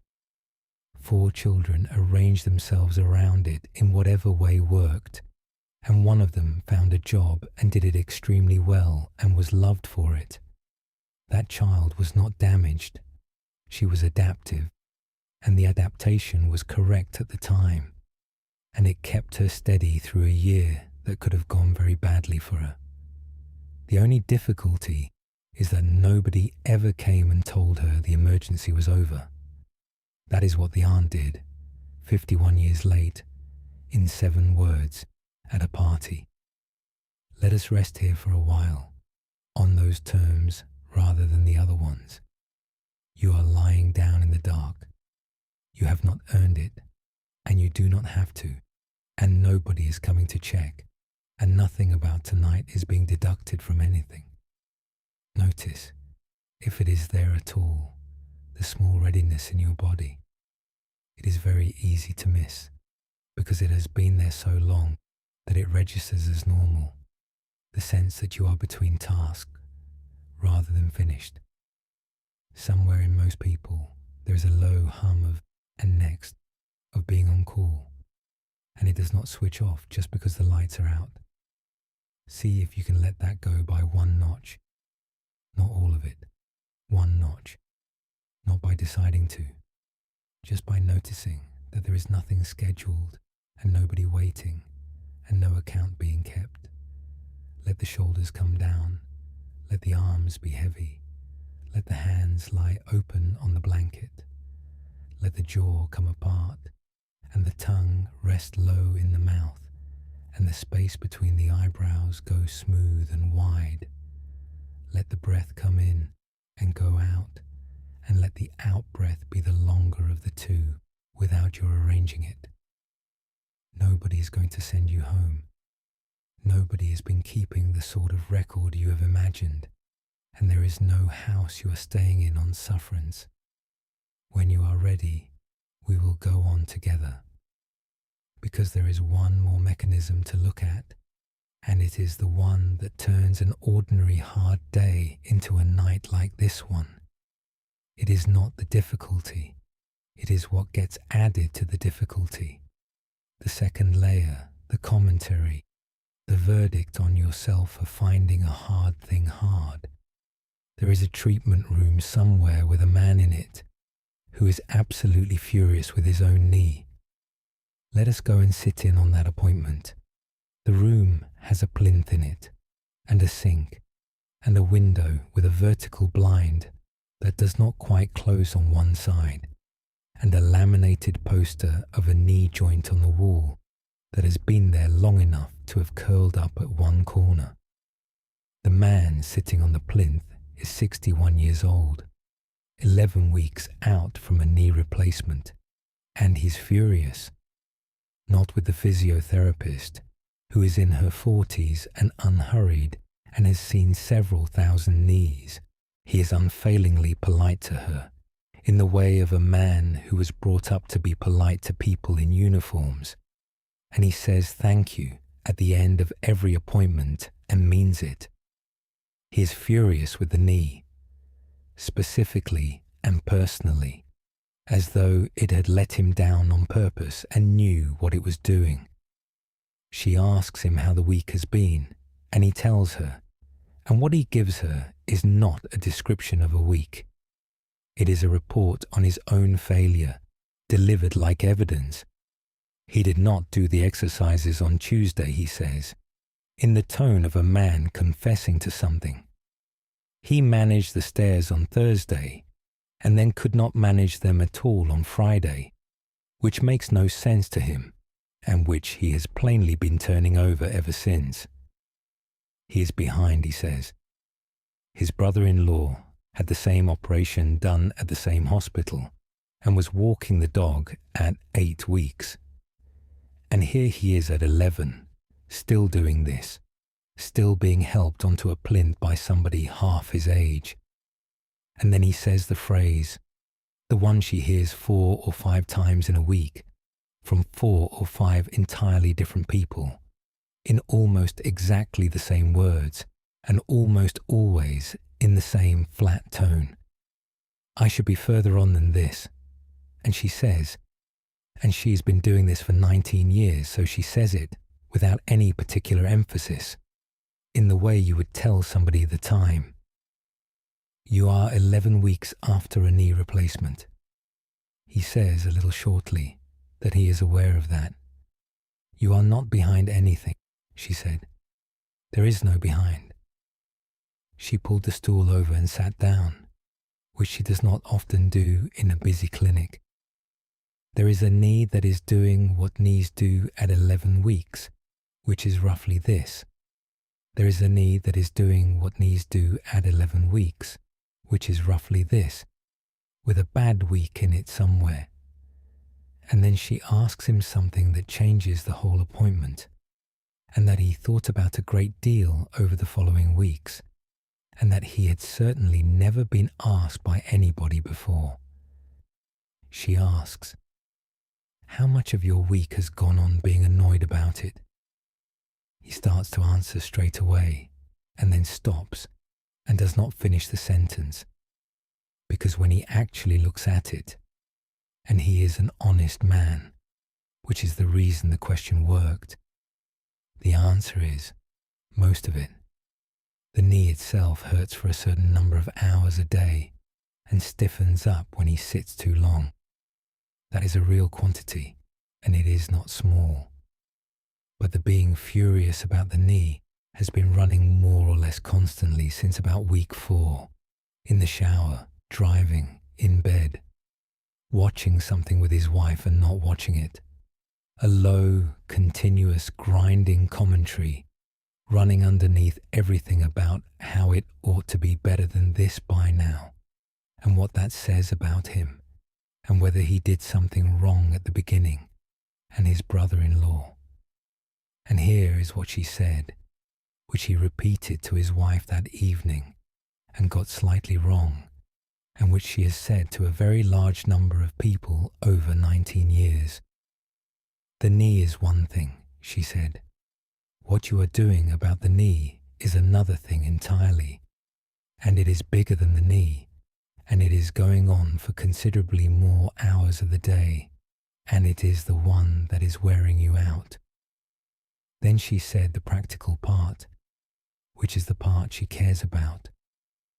Cross people heal more slowly, she said, not because they deserve to, and not because the universe is keeping any sort of score, because they sleep worse, and because they tense the whole leg all day without noticing they are doing it, and because they either skip the exercises altogether out of disgust, or do 3 times too many out of impatience and set themselves back a fortnight. She let that sit for a second. I see both. The second one more often, in men. He asked, reasonably enough, what he was supposed to do about it, since he could hardly decide not to be annoyed, and she said, "Nothing about the anger. I am not asking you to be serene about a painful knee. That would be ridiculous. I am asking you to stop grading yourself on it. It is 11 weeks. This is what 11 weeks looks like. Your brother-in-law is not you, and I have never met him." He came back at 14 weeks somewhat improved, which was normal, and which she told him was normal.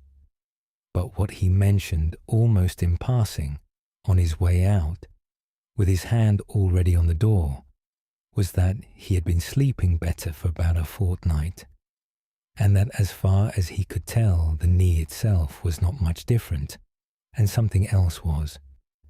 She has a phrase for this that she does not use with patients, only with students on placement, because it sounds harder than she means it to. She says that half of what she treats is the knee, and the other half is what the person has decided the knee means about them. The knees, she says, are mostly straightforward. They follow a course. The course is well documented, and it is roughly the same course whether the person on the plinth is patient about it or furious. What is not the same is the year they have afterward. Come back now, gently, to your own room, to the dark, and the weight of the blankets, and the breath moving quietly in and out. Here is one of the oldest observations in the whole of this tradition, and it is very nearly a piece of engineering. There are 2 arrows. The first arrow is simply what happens. The pain, the loss, the difficult thing, the mistake, the day that went badly. That one lands, and there is no arrangement of your inner life that stops it landing. Nobody in this tradition has ever suggested otherwise, and there is no state of mind that prevents it. The second arrow is what we add. And the teaching, which is as plain a piece of observation as this tradition contains, is that most people, when the first arrow lands, immediately pick up a bow and fire a second one into precisely the same place. The reaction, the resistance, the commentary, the verdict, and that the second one very often hurts more than the first and lasts considerably longer, and is entirely optional in a way that the first is not. The image the tradition uses is worth keeping because it is precise rather than poetic. It says that a person who has not seen this is struck by 2 arrows, and a person who has is struck by 1, not none, 1. That is the whole of the offer, and it is a considerably better offer than it sounds at 1 in the morning, because the second arrow is generally the one still in you at breakfast. Now, this is not really about physical pain at all, and the knee is only the clearest possible illustration of something that happens everywhere, because the same thing happens to what has been going on in your head tonight. Look at what is actually there. There are 2 layers in it, and they are not the same size, and almost nobody has ever separated them.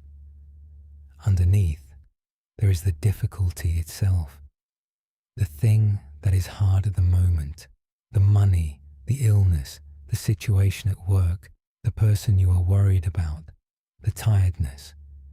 That is the first arrow, and it is real, and it would be hard for anybody. And then on top of it, there is the second layer, and it is made almost entirely of sentences about you. I should be coping better than this. Other people manage. What is wrong with me that this is so difficult? I was like this last year as well. I should be further on than this. That is the second arrow, and it is the entire reason that a hard day turns into a night like this one, because the hard day on its own produces tiredness, and tiredness produces sleep. It is the commentary that produces the wakefulness. And notice the particular cruelty of the second arrow, which is that it fires most reliably when the first one has landed hardest. Nobody has ever been contemptuous of themselves for finding an easy thing easy. It does not happen. The commentary has no interest in you on the days when everything goes smoothly.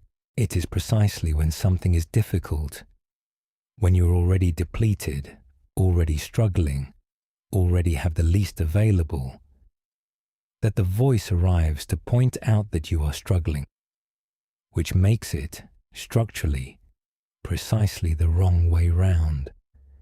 A system that fired encouragement when things were hard and criticism when things were easy would at least be some use to somebody. This one does the exact opposite, reliably, in everybody. It is a tax on being in difficulty, and it is charged at the worst possible moment when there is least to pay it with. So here is the whole of what this hour is asking, and it is genuinely small. Not stop finding it hard, not be serene about it, which would be ridiculous, and which no physiotherapist worth the name would ask of a man 11 weeks after having his knee taken apart and put back together. Just stop grading yourself on it. There is no exam. There has never been an exam. Nobody is comparing your handling of this month against anybody else's, and the only person who has ever produced a mark for it is you, at night, using a scale you invented while exhausted. The difficulty is allowed to stay exactly as difficult as it actually is. Nothing has to be reframed or accepted or seen in a better light. All that is being put down is the assessment, the running comparison, the sense of being behind, the verdict about what your difficulty says about you, because it says nothing whatsoever about you. It says something about the difficulty and about how much of your resources it happens to be taking up this month. And that is all it has ever said. 2 people with identical difficulties will find them differently hard, and the difference will be made up of sleep and support and what else is going on that year, and a dozen other things that have nothing to do with anybody's worth. Nobody has ever measured a person by dividing their trouble by their composure. And there is one particular version of this that I want to name, because it is the one that keeps people awake at this hour more than any other. I should be asleep by now, or it's several relatives. This is going to ruin tomorrow. I was fine last week. What is different? Everybody else in this house is asleep. There it is. The second arrow, fired at 1 o'clock in the morning, into a person who is already tired. The first arrow is simply that you are awake at 1 in the morning. That is the entirety of it. It is not comfortable, and it is not what you wanted, and it is genuinely a bit miserable. And on its own, it is survivable and rather boring. The second arrow is everything that has been added to it, that it is going badly, that you are doing it wrong, that tomorrow will be ruined and it will be your fault, that other people do not have this problem. And notice that it is not even true. That is the other thing about the second arrow. It is generally made of claims that would not survive daylight for 4 seconds. Other people do have this problem, enormous numbers of them tonight, in this same position. Tomorrow will not be ruined. It will be a slightly tired day, of which you have had several thousand, and you got through every one of them. And there is no correct way to lie in a bed at 1 in the morning that you are failing to perform. Let us take that one out at least, and leave the rest. You are awake. That is all that is happening in this room, and it is not very much. It is 11 weeks. And this is what 11 weeks looks like, and there is nothing here to be graded by anybody. Let the shoulders come down. Let the arms be heavy. Let the hands lie open on the blanket. Let the jaw come apart and the tongue rest low in the mouth, and the space between the eyebrows go smooth and wide. Let the breath come in and go out, and let the out-breath be the longer of the two without your arranging it. Nothing at all is being measured tonight. There is no schedule that you are behind on. There is no brother-in-law. There is nobody anywhere keeping the chart, and there never was one. When you are ready, we will go on together, because there is one more thing, and it is the simplest and the most awkward, and almost nobody manages it on the first attempt. Everything so far has been about seeing the voice clearly, where it came from, what it is standing on, what it is doing, and what it has been quietly costing you. Useful, all of it, and none of it quite reaches the place where the thing actually lives. There is a way to reach that place, and it takes about 4 seconds. And it involves saying something out loud to somebody who is not you. There are 2 women in a kitchen with a kettle that has just boiled, and one of them is about to be asked to repeat a sentence she has said to herself 1,000 times. Let us go and stand by that kettle. It is a Tuesday evening in a small kitchen at the back of a house, and the kettle has just boiled and clicked off, and neither of them has got up to do anything about it. They have known each other since they were both 19, and neither of them had any money. That is 31 years, which is long enough that they have long since stopped performing anything at all for each other, and long enough that the silences are comfortable, and long enough that one of them can arrive at the other's house at 8 in the evening without having said why. She's been talking, more or less without stopping, for about 40 minutes. The situation itself is not remarkable and does not need setting out in any detail, and she would be embarrassed now to have it written down. Something at work has gone wrong. She was involved, along with several other people. It has since been handled, and the consequences are not catastrophic, and it will be more or less forgotten by everybody else in about 6 weeks.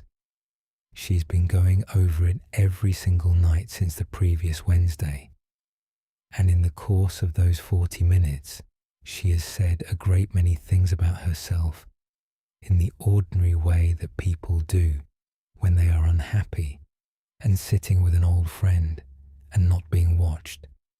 One sentence in particular has come round 3 times. Not similar sentences, the same one, word for word, in the same cadence, which is how you can tell it is not being thought so much as played. The 3rd time it comes round, her friend puts her cup down on the table and does not pick it up again, and says, "Say that to me." She does not understand what is being asked of her. That last thing you said, say it to me. Look at me while you do it, and say it about me instead of about you. Same words. She laughs, because that is what anybody does, and says something about it being a bit much for a Tuesday, and reaches for the cup she has already put down. Her friend does not laugh and does not fill the silence, which is the part that requires 31 years. So eventually she tries it, and she gets about 4 words into it. That is as far as she gets. 4 words.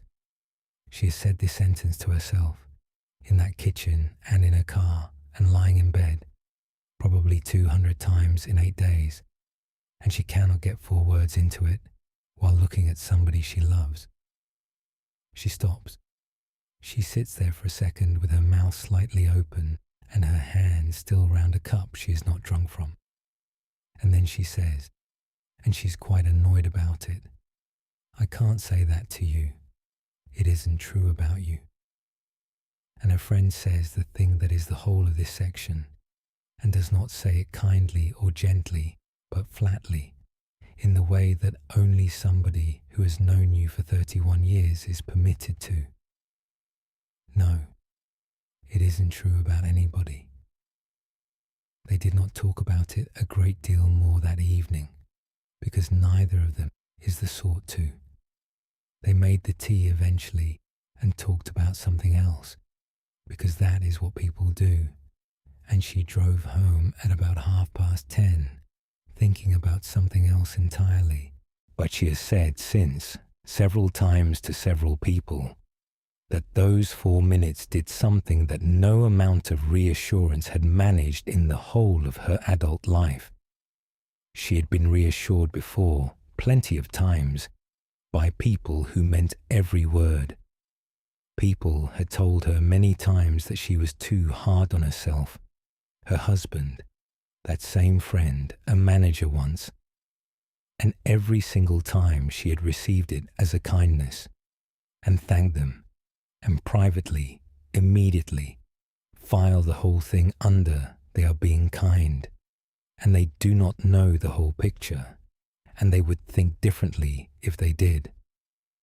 That filing happens in about 1/10 of a second, and nobody who does it is aware of doing it. What she could not do was hear the sentence come out of her own mouth, aimed at somebody real, and watch it fail to be true. She has tried it on other people since, carefully, and only twice, because it is not something you can do to somebody you do not know very well. Both of them got a few words in and stopped. One of them, a man she works with, was briefly angry about it, which she had not expected and thought about for some time afterward. She has decided since that the anger was not really with her. Come back now gently to your own room, to the dark and the weight of the blankets, and the breath moving quietly in and out. Here is the test, and it is the most direct thing in the whole of tonight. Take whatever the voice has been saying to you this evening, the actual sentence, in its actual words, with whatever it calls you in it, not the tidied up version you would repeat to somebody else. Now imagine saying it to somebody you love, out loud, in their own kitchen, at 8 o'clock in the evening, with the kettle just boiled, while they sit there and look at you and wait for you to finish. Nobody can do it.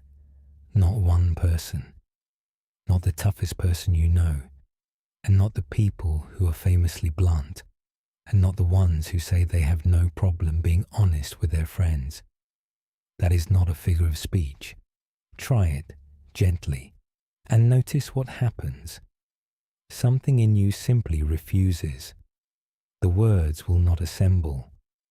There is a physical reluctance to them in the throat and the chest, of exactly the kind that arrives when you are about to say something cruel to somebody who does not deserve it.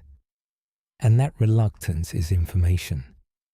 It is the only piece of information about yourself available to you at this hour that has not been produced by the tired part of your mind, because you are not a squeamish person, and this is not delicacy. You are perfectly capable of saying difficult things to people you love when they need saying. You have told people hard truths before and will again, and you have sat through the silence afterward. What you cannot do is say that particular thing, because it is not a hard truth at all. It is contempt, and something in you recognizes contempt instantly when it is pointed at another person and stops. The same recognition simply does not fire when the sentence is pointed at you. It is not that you overrule it. It never arrives at all.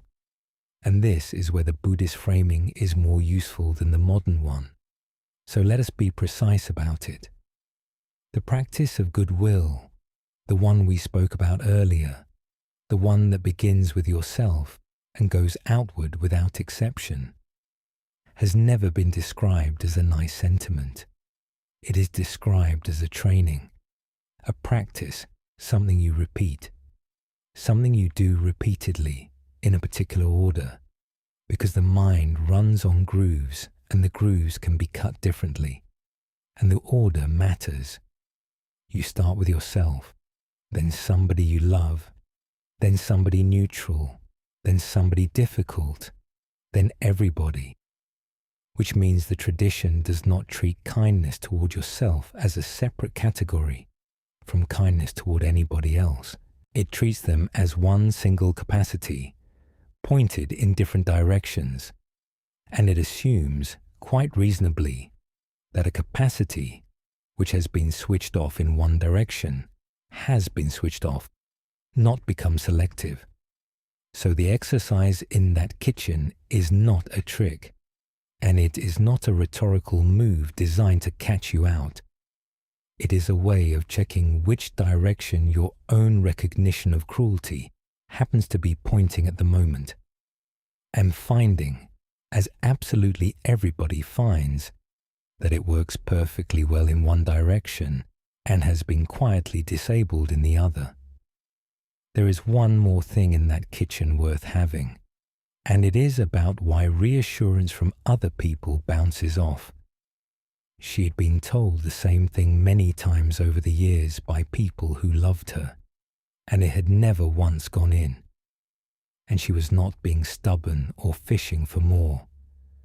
What was happening is what happens to everybody. The reassurance arrived from outside, and the part of her that handles incoming information about herself simply logged it as politeness and filed it. The kitchen worked because nothing came from outside. Her friend did not offer an opinion or argue or say a single kind thing about her. She only asked her to move a sentence 8 inches to the left and say it to a different person. Everything that happened after that happened inside the woman who had been saying it. Now the hard part, and I want to be honest about that rather than promising you something.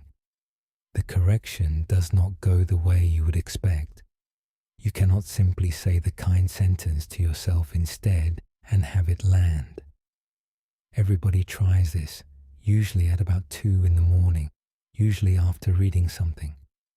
You lie there and produce something eminently reasonable. I am doing my best. This is a hard time. I would not judge anybody else for this. And it goes in about as far as a letter pushed against a locked door. You can hear yourself saying it. You can also hear the part of you that is not remotely convinced, sitting slightly behind it, waiting for you to finish. That is entirely normal, and it happens to everybody who tries it. It is not a failure of yours, and it does not mean the thing does not work on you, and it certainly does not mean you are beyond helping. It means the groove is 40 years old, and one repetition at 1 in the morning does not touch it, in the same way that one afternoon of exercises does not fix a knee. So here is what to do tonight, and it is much smaller.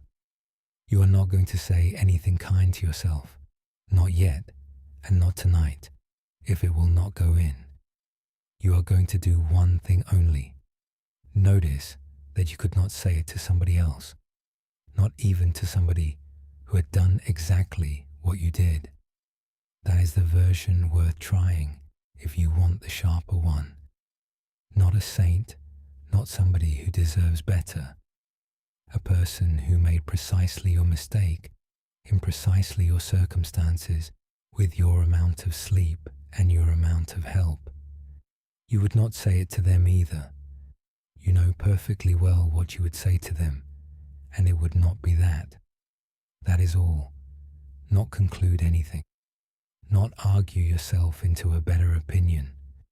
Just register the fact that the sentence which has been running in you all evening is one you would not say out loud to a person you love, in a kitchen on a Tuesday, because it would be cruel and because it would not be true.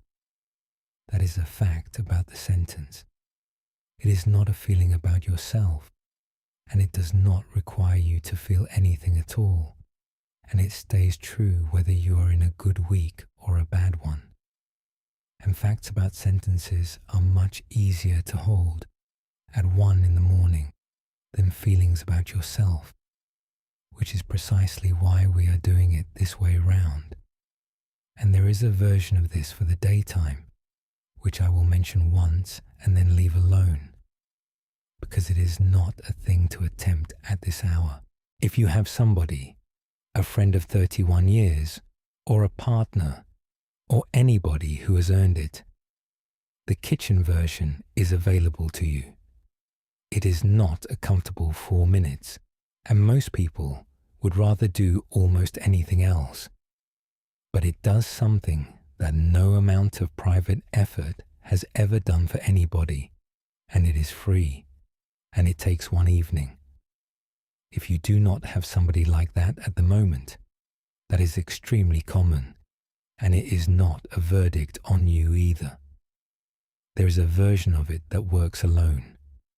Write the sentence down in daylight, in your own handwriting, and then write underneath it the name of one person you would never say it to. That is all. The gap between those 2 lines does the work. Let us rest here for a while, with that noticed and nothing else required. Let the shoulders come down. Let the arms be heavy. Let the hands lie open on the blanket. Let the jaw come apart, and the tongue rest low in the mouth, and the space between the eyebrows go smooth and wide. Let the breath come in and go out, and let the out-breath be the longer of the 2 without your arranging it. And if some part of you wants to say something kinder, only if it comes easily, and only if it arrives on its own, then say it once in your own words, and do not go back and check whether it worked. Checking is what kills it. It is a small green thing, and it does not like being dug up to see how the roots are doing. And if nothing comes at all, leave it entirely. Nothing is owed here. The kettle boiled and nobody got up, and it was still one of the better evenings either of them had that year. When you are ready, we will go on together, because there is one more thing to do before the night gets long, and it is not a thought at all.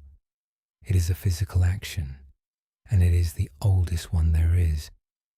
You have been carrying something all evening. Most of it is not yours, and a good deal of it is not necessary. And there is a way of finding out which is which that costs nothing and takes about 4 minutes.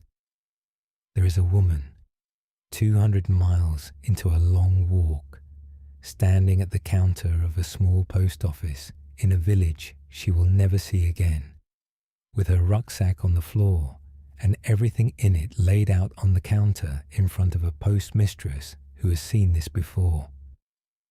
Let us go and watch what she sends home. The post office is one counter at the back of a shop that also sells bread, fishing tackle, and a small number of postcards that have been in the window long enough to have gone blue. It is a Wednesday afternoon in the second week of her walk, and raining slightly, and the shop smells of bread. She is 204 miles in by her own reckoning, which she has checked twice. She has 300 and something miles still to go, depending on which way she goes at the top, and she has arrived at the stage that everybody who does this arrives at somewhere between day 9 and day 14, which is the stage where the whole thing quietly stops being an adventure and becomes a job of work. Her shoulders hurt in a way that has stopped going away overnight. Her hips hurt in 2 places where the belt sits. She has been quietly calculating for about 2 days now whether she could stop somewhere convenient and call it a good effort and have nobody think any less of her.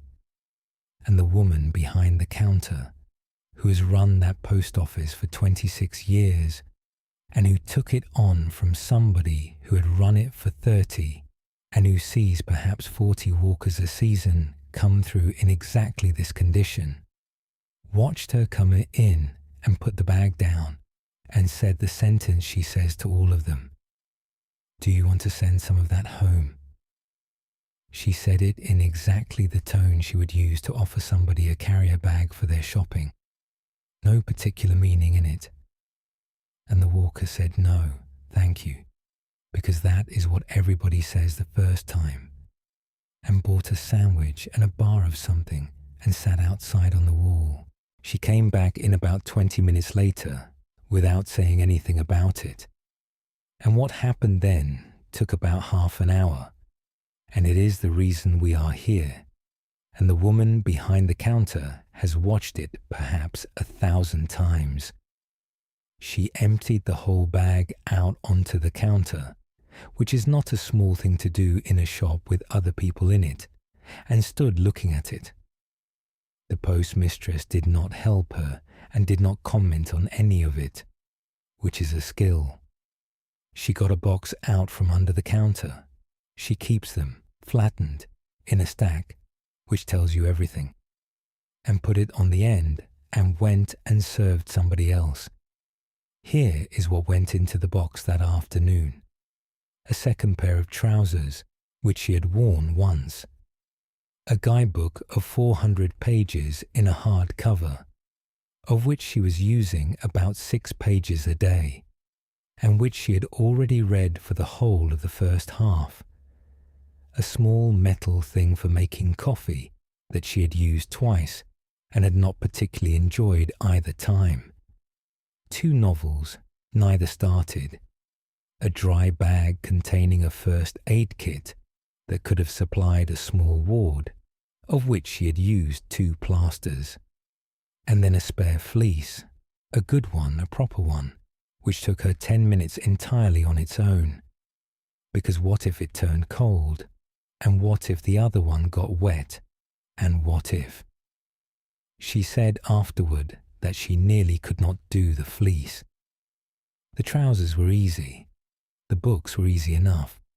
She had, after all, carried them 200 miles without using them, and there is no argument left to have with an object like that. But the fleece was the one that had a story attached to it, and the story was about what might happen and what she would need and how she would manage. And putting it in the box felt, for about 90 seconds, like agreeing to be cold. She put it in the box, The parcel cost her £11 and something to send, which she thought at the time was a ridiculous amount of money to spend on getting rid of things she had gone out and paid for 6 weeks earlier. She walked out of that village 4.5 kilos lighter than she had walked into it, and she has said since that the afternoon that followed was the best walking of the entire trip. Not because the country was any better, it was flat and rather dull, but because she had spent 9 days walking and had not, until that particular afternoon, actually walked anywhere at all. She'd been carrying, which is a completely different activity and uses different muscles and produces a different sort of tiredness at the end of a day. And the woman in the post office, if you ask her, will tell you 2 things. The first is that nobody ever sends the right amount home. They always send too little the first time, without exception, and she has stopped mentioning it. About 1/3 of them come back a week later and post another box from further up the line. And the second is the thing she noticed after about 10 years of watching it happen, and which she only mentions if the conversation goes on a bit and the shop is quiet. Almost nobody, she says, ever posts home a thing they bought for themselves out of hope. The nice coffee thing, the book they meant to read. What people cannot let go of is whatever they packed out of fear. She does not say this as a piece of wisdom. She says it in the same tone she would use to mention that the road floods in November. She finished the walk, incidentally. She got to the end 4 days later than she had planned, in weather that was mostly fine, and she was not cold once. The fleece was waiting for her at home in a cardboard box with her own handwriting on the side, along with the coffee thing and the 400 pages and the first aid kit for a small ward. She did not open the box for about 3 weeks, and when she finally did, she said, the strangest part was how little any of it looked like the things she had stood in a shop and decided she could not possibly do without. Come back now, gently, to your own room, to the dark and the weight of the blankets and the breath moving quietly in and out. So let us do that with tonight, because you have been carrying something all evening, and a good deal of it is not the difficulty itself. We have spent the whole night sorting through it, the borrowed sentences, the second arrow, the sense of having to earn your place, the thing you could not say aloud to a friend. And all of that sorting has been on a counter, in a village, in the middle of a walk. Now we put some of it in the box. And notice, before we start, that none of what follows requires you to decide anything is untrue. Nobody at that counter argued about whether the guidebook was a good guidebook. It was an excellent guidebook. It simply weighed 400 pages, and she was using 6 of them a day. Not the difficulty. The difficulty comes with you, in the bag, up every hill of the next year. Nobody has ever posted home the thing that is actually happening in their life, and this is not a suggestion that you pretend it away. What goes in the box is the extra weight. Let us go through it slowly, one thing at a time, letting each one be set down as it is named. There is no effort required in any of this beyond allowing the sentence to be said over you. The voice with the corridor in it. The phrasing you inherited from somebody who said it once, on a Tuesday 40 years ago, and forgot it within the hour. That one is not yours. It never was. Put it in the box. The assessment, the grading of yourself on how well you are handling a hard thing. The comparison with the brother-in-law and with people whose insides you have never seen. That one has never helped anybody heal a knee, or get through a year, or become 1 degree better at anything. Put it in the box. The idea that you are here on approval, that your place at the table is rented, and the rent is being useful, and the account is never quite settled. Nobody is going to send you home, and nobody ever was. Put it in the box. The sentence you could not say out loud to somebody you love, because it would be cruel, and because it would not be true about them, and is not true about you either. That one is not evidence about anything at all. Put it in the box. And the tarnish, the belief that the surface is the substance, that because you have handled things badly at times, and been tired, and been unkind, and been afraid, there is something wrong with the metal underneath. There is nothing wrong with the metal. There was never anything wrong with the metal, and there is a bright patch the size of a fingernail to prove it. Put it in the box. And now the fleece. There is one thing that will not go in easily, and there always is, and it is the one you packed out of fear rather than hope. It is the thing you are most afraid to set down, because somewhere in you is the conviction that holding it is the only reason you have managed anything at all. The standard you keep, the watchfulness, the low pressure you keep on yourself in case you slip. You do not have to put that one in tonight. Nobody is asking for it. Some people cannot the first time, and post another box from further up the line a week later, and that is the normal course of it. Nobody has ever done the whole of it in one afternoon, and anybody who says they did was carrying less than they thought. But you might, if it comes easily, and only then. Take it out of the bag and look at it for a moment on the counter. Just the once. Just far enough to feel the weight of it in your 2 hands, and to notice how long you have been carrying that particular thing up hills without ever taking it out to look at, and then do whatever you do with it. Put it back in the bag if you want to. It is your bag and it is your walk, and nobody at that counter has ever told anybody what to send. Let us rest here now with the bag considerably lighter, and let the whole weight of you be given to the bed. Feel where you are held most, the back of the head, the shoulder blades, or the hip and the shoulder if you are on your side, and the heels.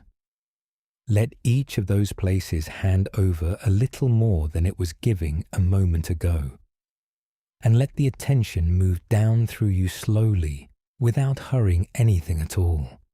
The scalp loose, the whole of it, right down to where it meets the neck, the forehead wide and cool, the space between the eyebrows going smooth, the eyelids heavy, the small muscles all round the eyes, which have been working since the morning and have not been off duty for a moment, letting go now. Behind the eyes, where there is nearly always a small effort that nobody notices. Let that rest back into the head, the cheeks soft, the jaw. Let the teeth come apart very slightly so that they are not touching. Let the tongue rest low and wide in the mouth, the throat open and easy, the back of the neck long, the shoulders coming down and back into the bed, and then a little further than that. These are the ones that have been carrying it, the strap, the belt, the bag, all evening, and for a good deal longer than this evening. Let them put it down, the upper arms heavy, the elbows, the forearms, the hands, the palms, and each of the fingers, one at a time if you like, all the way out to the tips, holding nothing at all. The chest rising and falling on its own, without instruction and without permission. The ribs moving a little at the sides. The belly, soft. That is the one that matters most, and the one people forget. Let the breath come down into it and let it lift and settle entirely on its own. The lower back spreading and widening into the mattress, the hips giving their whole weight downward, including the place where the belt sat, which has been braced for years without anybody asking it to. The thighs heavy all the way round, the knees unlocked and doing nothing, the calves releasing, the shins, the ankles, both of them, the tops of the feet and the soles of the feet, which carried the whole of today and every mile before it, and have not been thanked once, and now the whole of you at once, warm, still, horizontal, in a dark room, in the middle of an ordinary night, held completely. Nothing above the surface needs to hold anything up. The bed has been doing every bit of it since you lay down, without being asked, and without any assistance. Let the breath come and go, without any management. A little longer on the way out, if that happens on its own. There is nothing on your back. There is nothing to carry between here and the morning, and nothing that needs to be lifted before the light comes. Let us rest here for a long while.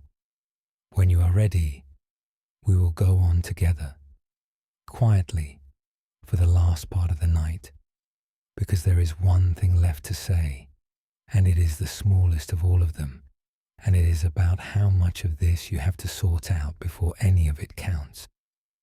The answer is none of it.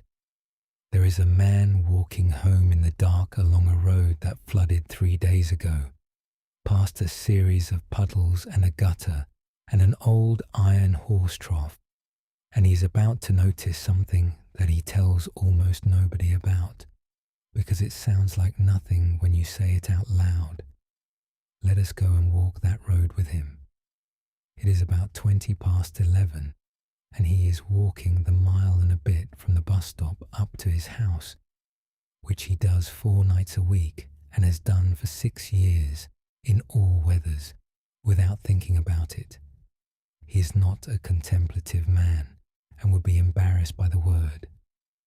There has been rain for 3 solid days, and it stopped sometime that evening while he was inside, and the sky has cleared in the way it sometimes does, right at the end of a spell like that, completely and quickly and with no wind behind it.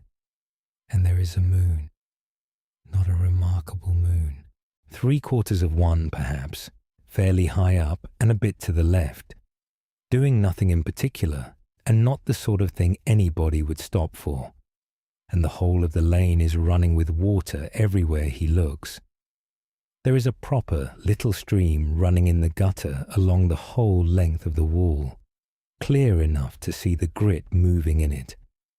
There is a flooded stretch at the bottom of the hill where the drain has never once coped, 40 feet across and about 2 inches deep, that he has to go round the very edge of with 1 foot up on the verge. There is an old iron horse trough outside the farm gate that has not had a horse anywhere near it since before he was born, and that fills up every winter and sits there being green. There are puddles in every hollow and dip of the tarmac, and standing water in the ruts by the gate, and the drip coming off the trees still making rings in all of it a full day after the rain stopped. And what he noticed, and he has no idea why he noticed it that night, rather than any of the 400 other nights, is that the moon is in all of them, every single one of them, without exception. It is in the flooded bit at the bottom, whole and clear and rippling very slightly where the drips are landing. It is in the horse trough, which is filthy and has weed in it, and has a scum of something on one side, and it is whole in there too, sitting on the surface as though the trough were the point of the entire arrangement. It is in a puddle the size of a dinner plate at the edge of the verge, complete. It is in the gutter. Not a disc there, but a long, broken streak of it, running downhill, breaking and reforming as it goes. It is in the standing water in the ruts of the gateway, where a tractor has been in and out all week. That one is brown and about 4 inches across, and it is in there complete. Not a piece of the moon, not a fragment, not a smaller, more modest moon, appropriate to the size of the puddle it has been allocated. The whole thing, entire and unreduced, in 4 inches of dirty water in a gateway on a farm road. He stood in the middle of the lane for a while, looking at this, with his bag over his shoulder and his coat still done up. There was nobody about. There is never anybody about on that road at 11:20, which he had always thought of as one of the few good things about the shift. And then he did the thing that anybody would do, which is to walk about and check on it, and go back to one he had already looked at, and stand in a different place. And what he found was that as he moved, the moon moved with him, that each puddle showed it to him from where he was standing, and that when he stepped away, it was gone from that one, and was in the next.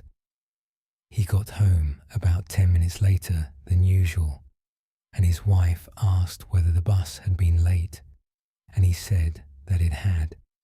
He did not mention it to anybody for about a year.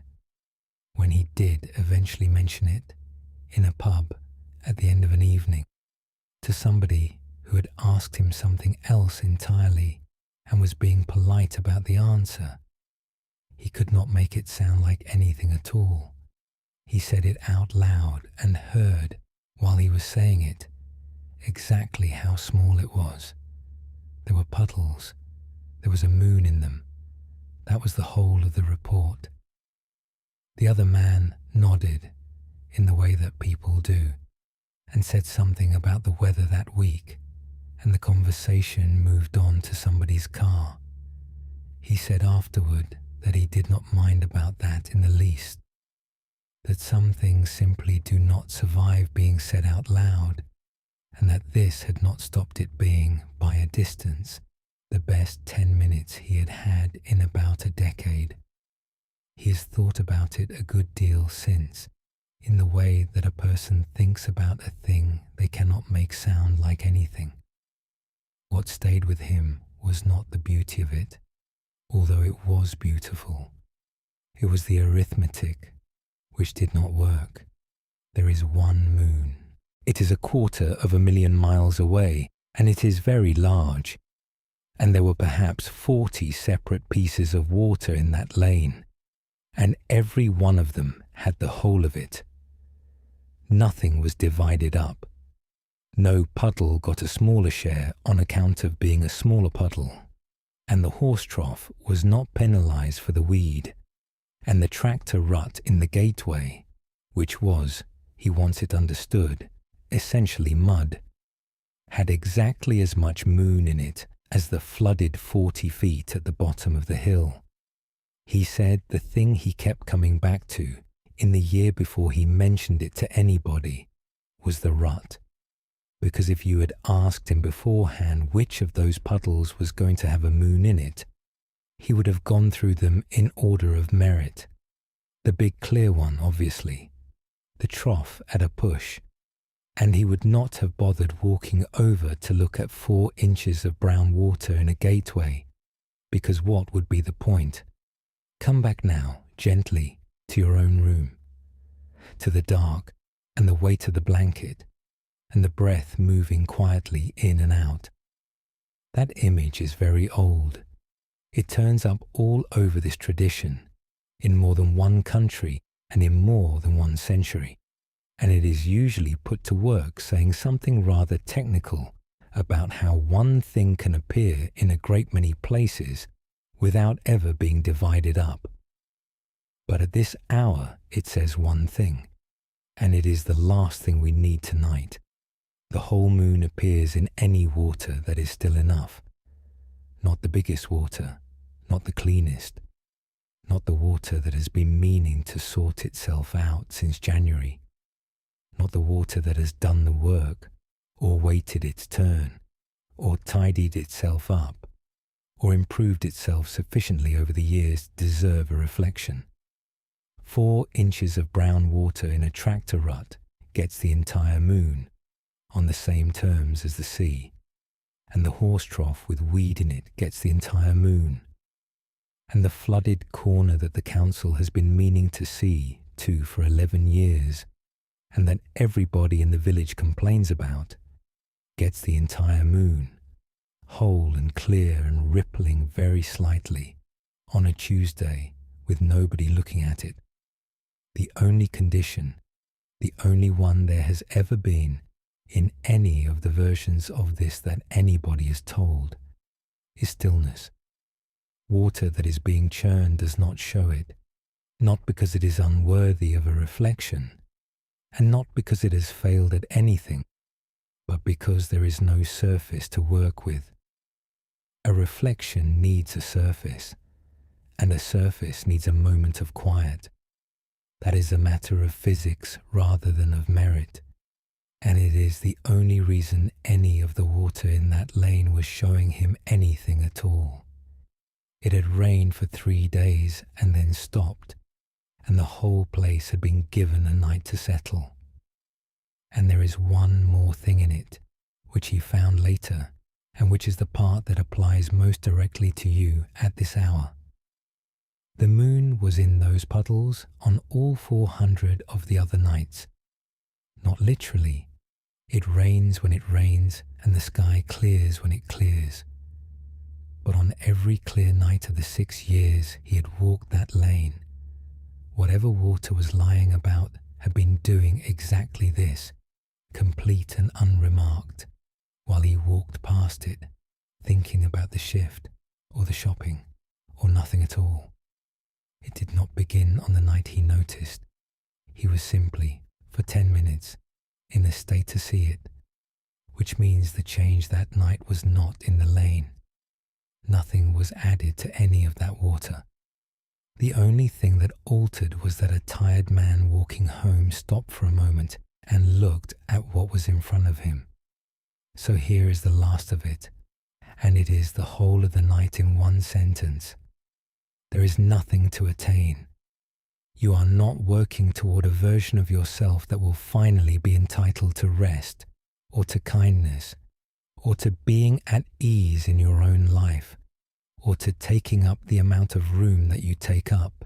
That version does not exist and has never existed. And the queue you have been standing in leads nowhere. And the moon has been in the puddle the entire time. Not the improved you. Not the you who has dealt with the thing, and lost the weight, and repaired the relationship, and stopped doing the one you always do, and finally got on top of all of it at once. That one is not coming. Not because you are failing, but because there has never been such a person, in any life, at any point, and everybody who appears to be one from the outside is simply somebody you do not know very well. This one, tonight, tired, unfinished, unimproved, lying in the dark at 1 in the morning with a day behind you that did not go especially well, and a list that has not got any shorter since Sunday. The whole moon, entire and undivided, in 4 inches of dirty water, in a gateway. And notice, because this is exactly where people go wrong with it every time, that the water does not have to do anything at all in order to receive it. It does not concentrate.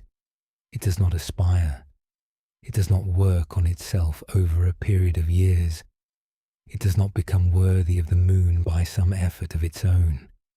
It simply stops being stirred by whatever has been stirring it, and there the moon is. And it was there the whole time in the only sense that matters, waiting for a surface flat enough to show it. That is what has been happening under everything tonight. Not the acquisition of anything, not the arrival of something new.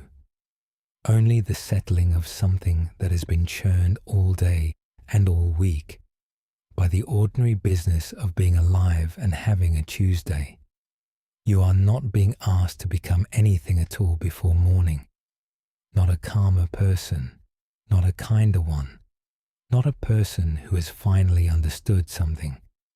Now, there is an objection, and it deserves an answer rather than being talked over, because it is the sensible one. If there is nothing to attain, why do anything? Why get better at anything, or work at anything, or try? And the answer is the one the calligrapher's teacher gave, and the one the chef gave, and the one the physiotherapist was pointing at, which is that none of that changes. You will go on doing the work. You will go on trying to be kinder and better at your job and more patient with the person who tests it, and you will fail at all of it regularly in the ordinary way. What is being removed is not the effort. It is the condition. The idea that the effort is buying something you do not currently have. That somewhere at the end of enough of it, there is a version of you that is finally allowed. Take the condition away and the work is still there. It is simply no longer a payment. And people who work that way, as anybody who has met one will tell you, do rather better work than people who are trying to earn themselves. Let us rest here then, exactly as we are. Let the shoulders come down. Let the arms be heavy. Let the hands lie open on the blanket, holding nothing at all.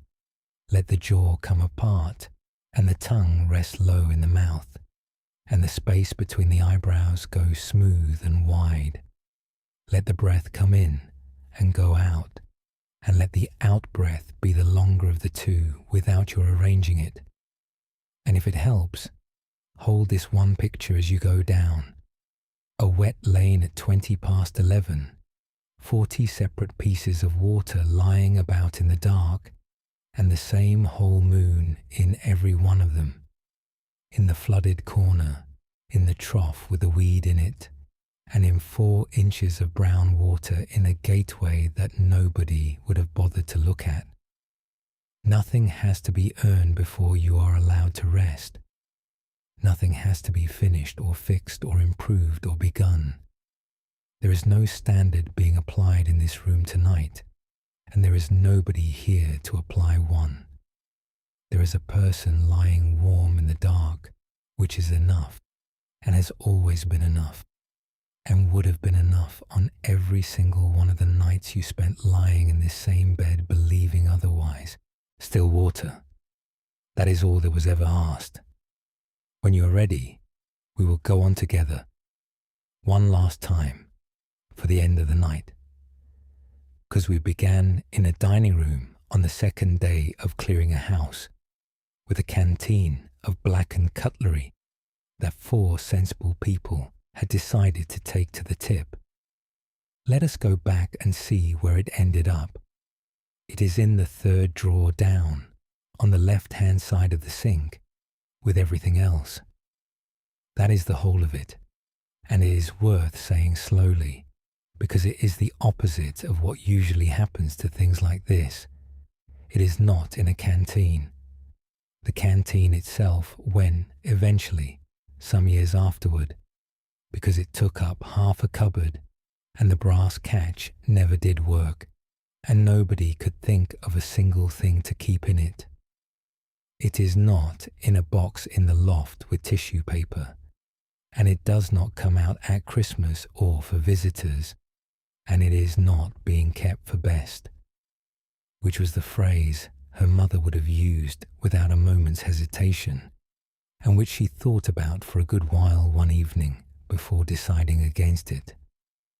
It is in the drawer, in the plastic tray from the supermarket, mixed in with a set of stainless that came from a catalogue in about 2004. There are 2 forks missing, which nobody has ever been able to account for, and which are almost certainly in a bin bag somewhere from a party in about 2011. One of the small spoons has been standing in a plant pot in the greenhouse for 4 years, holding a label with a tomato variety on it, and everybody knows it is there and nobody has done anything about it.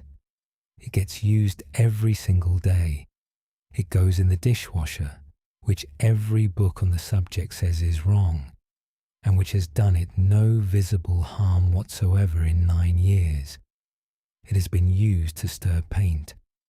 A child dug a hole in the garden with one of the large spoons some years ago, and it came back with a bend in the handle that nobody has ever straightened out, and it is still in the drawer with the bend in it.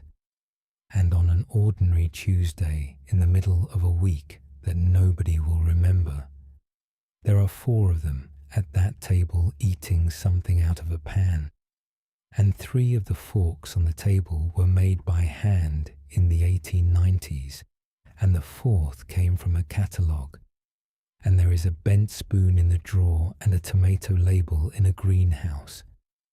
And not one single person at that table is thinking about any of it.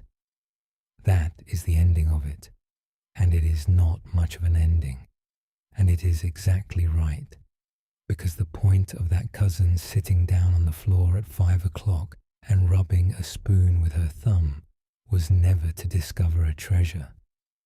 It was to find out what the thing in the box actually was, and what it actually was underneath all that black was cutlery, good cutlery, made properly in a workshop by somebody who knew exactly what they were doing and did it every day, and made from the beginning to be used, put in a mouth and into a bowl of hot water afterward, and laid out on a table on an ordinary Tuesday among ordinary things, and not thought about by anybody. It was never damaged. It was never precious in the way that a thing in a box is precious.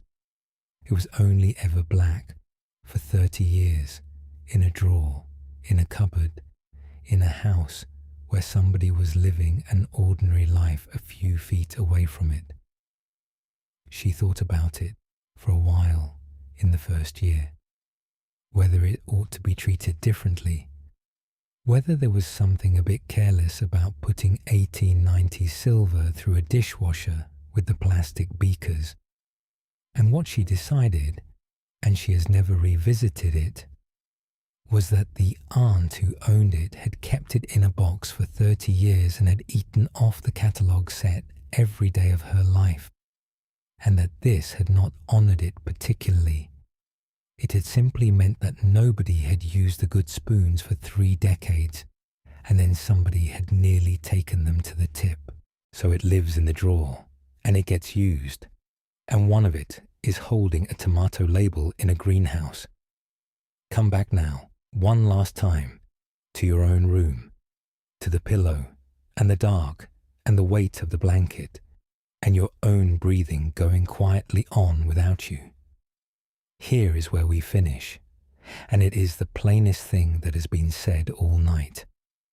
There is nothing to fix in you, not because nothing has ever gone wrong, and not because there is nothing you might do better, and not because the difficult things in your life are imaginary. We have not pretended any of that at any point tonight, and I would not insult you by starting now. But you have spent this evening, and a great many evenings before it, and probably a good part of your life, operating quietly on the assumption that there is something the matter with you at the level of substance, that underneath it all there is a fault, and that the work of your life is to correct it, and that until it is corrected you are provisional. That is the assumption we have been walking round all night, looking at it from one side and then another, and it does not survive being looked at properly from any of them. The voice is borrowed, every word of it. It came from corridors and kitchens and a boy of 15 showing off, and it has been running in the first person for so long that nobody has ever thought to check the date on it. The surface is tarnish, which is a reaction between a metal and the air it has been sitting in, and which is not the metal and never was. The picture was described as brown for 140 years by careful, honest people who were reading a coat of varnish entirely accurately and drawing the obvious conclusion: your worth was never a wage and could not have been won, because a thing that can be revoked for underperformance was never worth in the first place. It was pay, and you have been working for it since you were about 9. The shame you have been adding on top of the difficulty is the second injury, and it is quietly doing most of the damage that the first one is being blamed for. The harsh sentence cannot be got out of your mouth in the direction of a face, because it is not true, and because some part of you has known that the entire time, and has simply never once been asked. The pack was too heavy, and every single item in it had gone in for a good reason, and every one of the reasons was correct, and the total was crushing. And the whole moon appears in 4 inches of dirty water in a gateway on the only condition there has ever been, which is stillness. Nothing in any of that is a repair. Not one of those is a thing you have to do, or begin, or keep up. There is no program in any of it, and nothing to start on Monday. They are simply descriptions of what was already the case tonight, and last night, and on every night of the last 20 years that you spent lying in the dark believing something else. In the same way that the silver was silver during the entire 30 years it spent being black in a drawer, and the blue was under the varnish for 140 years, while everybody called the painting brown, and the moon was in the puddles on all 400 of the nights that man walked home without looking. And notice, on the way out, what none of tonight has asked of you. Nobody has told you to think well of yourself. Nobody has asked you to believe anything about your own worth, or to repeat an affirmation, or to feel differently by morning than you felt at 11 o'clock this evening. That would have been one more standard, and you have quite enough of those. The only thing that has been done tonight is that a few claims have been looked at. The claim that the voice is yours, the claim that a surface is a substance, the claim that a place at a table has to be paid for, the claim that the harsh reading is the accurate one. Each of them looked at squarely, in the way you would look at anything, and each of them found not to hold. That is not self-improvement of any kind. It is a good deal closer to housekeeping. Let us close the evening here then, with nothing left to do. Let the breath come in, and let it go out, and let the out-breath be the longer of the two without your arranging it. Let the shoulders come down one last time. Let the arms be heavy. Let the hands lie open on the blanket, holding nothing at all. Let the jaw come apart, and the tongue rest low in the mouth, and the eyelids be heavy, and the space between the eyebrows go smooth and wide. Feel the warmth under the blanket, and the cooler air on your face, and let both be true at once. Let the whole weight of you be handed over to the bed, the head, the shoulders, the back, the hips, the legs, the heels, given completely to something that has been holding you all night without being asked and without any help from you. We have kept a good deal of company tonight. There was a canteen of black cutlery stacked by the door with the things for the tip, and a tired cousin who sat down on the floor beside it at 5 o'clock on the second day and rubbed the back of a spoon with her thumb for about 15 seconds. There was a woman standing at a sink at 2:10 in the morning with a glass of water she did not want, who heard a deputy head from a corridor in 1978 come out of her own mouth in her own voice, with the pause in exactly the right place.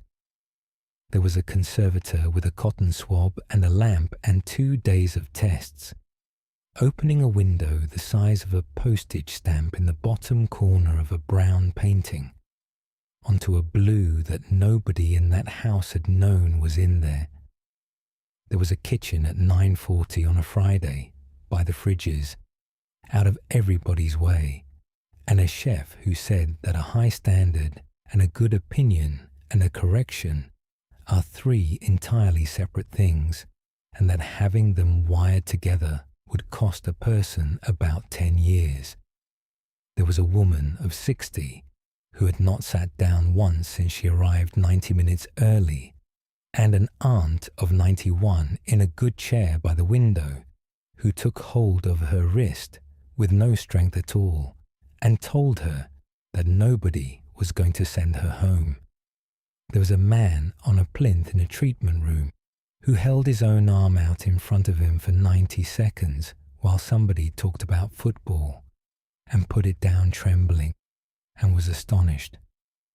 There were 2 friends who had known each other since they were 19, in a kitchen with a kettle going cold and a dog under the table, and a sentence that had run unchallenged for 9 days and would not come out of one of them in the direction of the other.